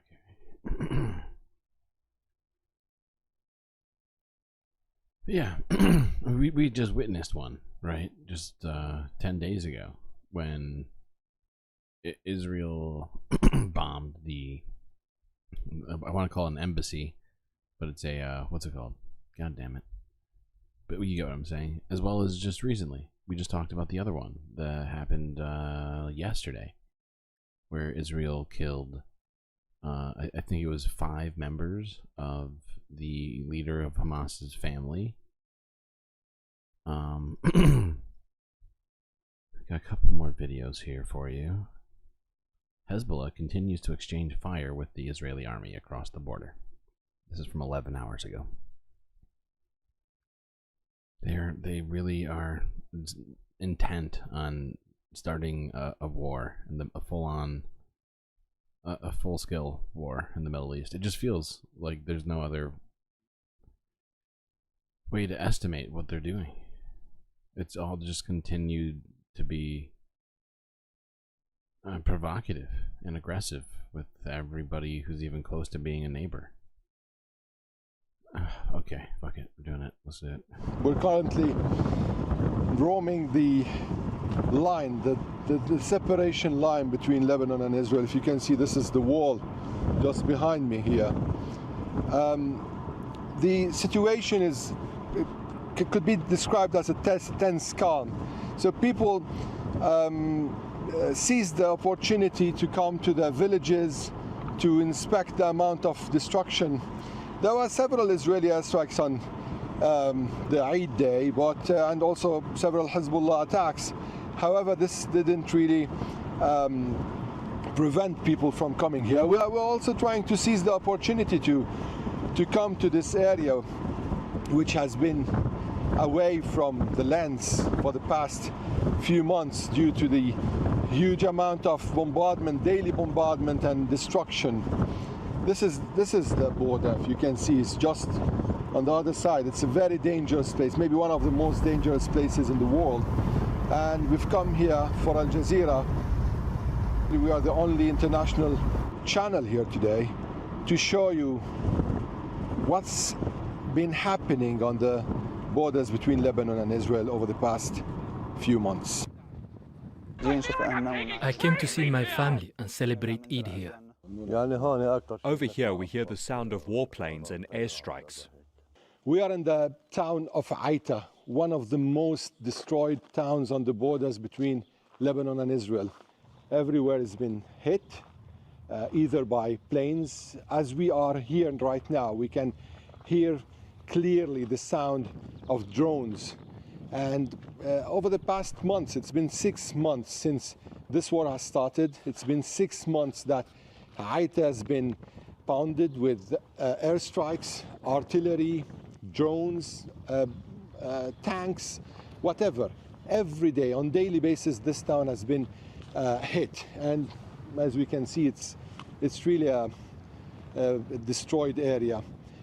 Of course, Haita is not the only town on the border in such a situation. There's also Marwahin. There are many other towns, and as we showed you in the past days, Naqoura. These are all border towns where thousands of people used to live, where life used to be normal before 6 months earlier, and now it's deserted. Okay. Yeah. Yeah. It's fucked.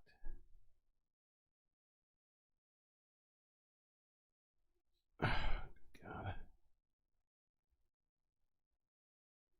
It's so frustrating that they're just continuing to go undeterred, just destroying whatever they want, assassinating whoever they want.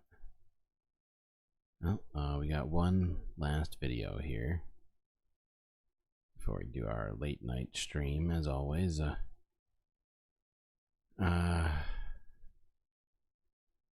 Netanyahu is the most dangerous and reckless man in the Middle East. Marwan Bashara, Al Jazeera English.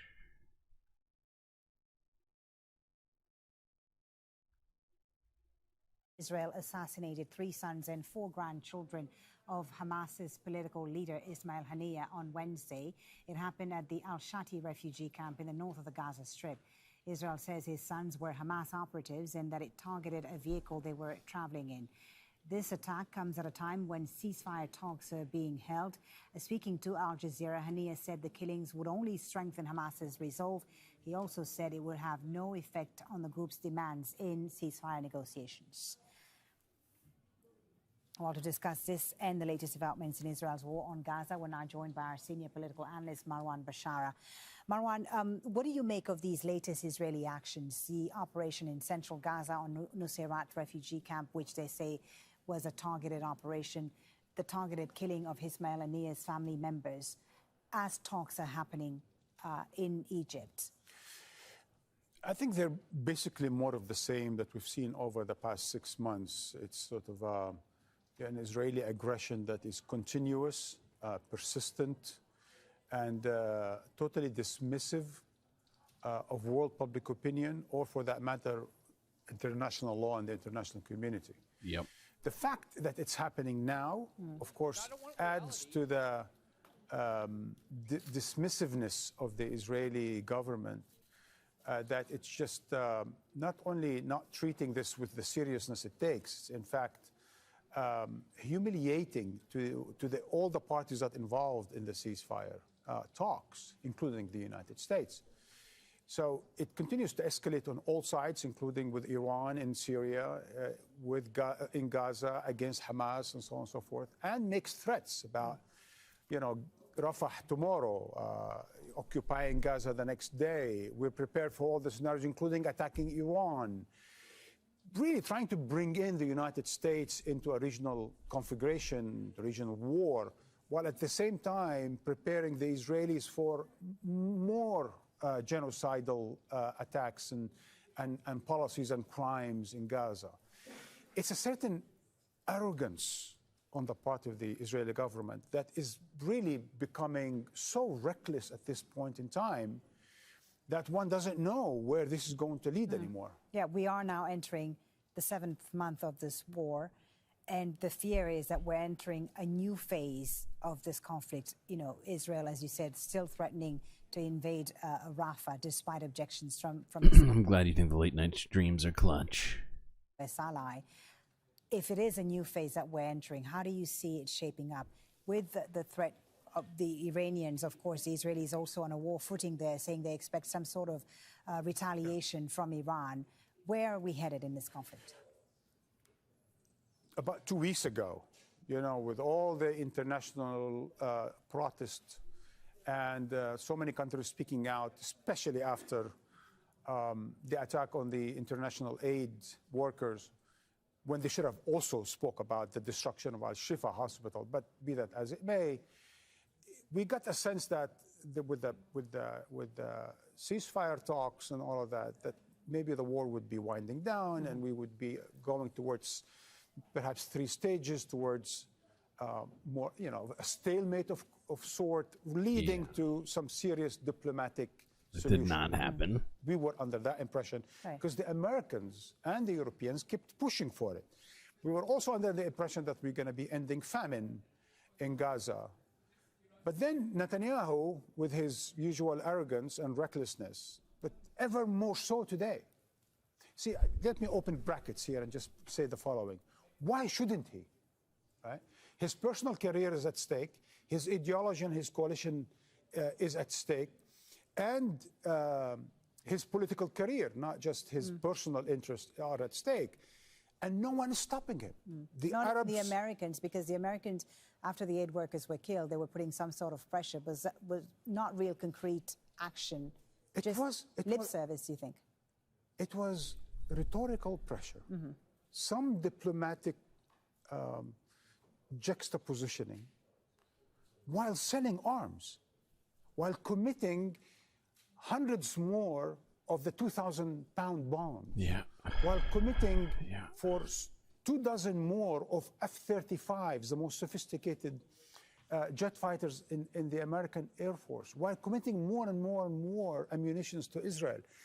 So it begs the question, if the Americans are serious in really winding down the war and moving towards a diplomatic solution, why would they then be arming a reckless, arrogant Israeli government that is bent on genocide in Gaza, that would want to attack the southern part of Gaza and want to push Palestinians out of Gaza to the Sinai and so on and so forth? So we're really moving into a new phase 6 months later where we could have started to wind down and end the war. Now, Netanyahu and his ilk are recreating the circumstances for not only another or the continuation of the genocide in Gaza with more of the same policies in the West Bank, but towards regional confrontation. I just think his analysis is so on point and necessary. He's a great journalist, and most of his analysis has been quite good. It hasn't all been correct in terms of predicting the future, but of course nobody is. But I do think that Marwan is a very wise and knowledgeable man, and his I hope that, because it's a little bit pessimistic, I would say. I do hope that it doesn't come true. A lot of his analysis is a little bit yeah, I think you get what I'm saying, chat. I appreciate his analysis. I just hope it doesn't come true. Okay, where are we at now? Oh, okay. Well, then let me do it this way.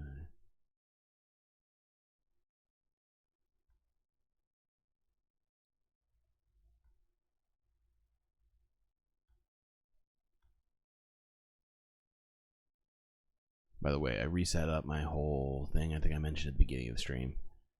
Oh, I think I did a good job because this was much more comfortable for me today. I've been sitting on a horrendous stool this whole time and decided to get myself closer to the ground of the space station here, and oh, it's much better, I must say. Okay, well then, oh, that's my babe.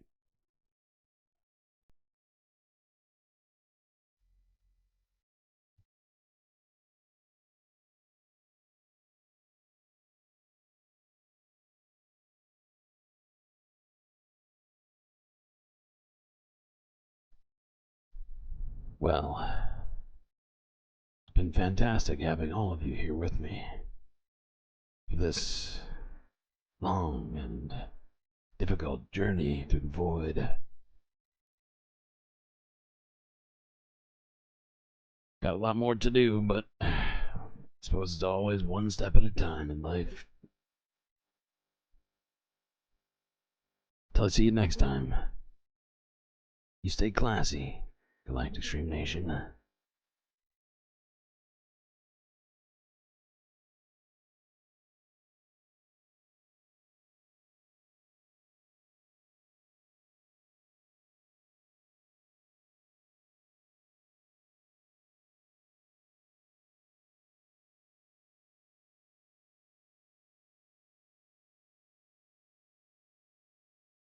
Can't forget these folks. These are your galactic patrons. Gabby, Goth Dogs, Aaron W, Robot Cat, Pitchforks Dragon, The Anti-Corporatist, and Vincent Morales. Thanks to their help, the Galactic News Network can continue to exist. You too can become a Galactic patron for just a few dollars a month by clicking this link in chat. Where a host of Galactic benefits awaits you.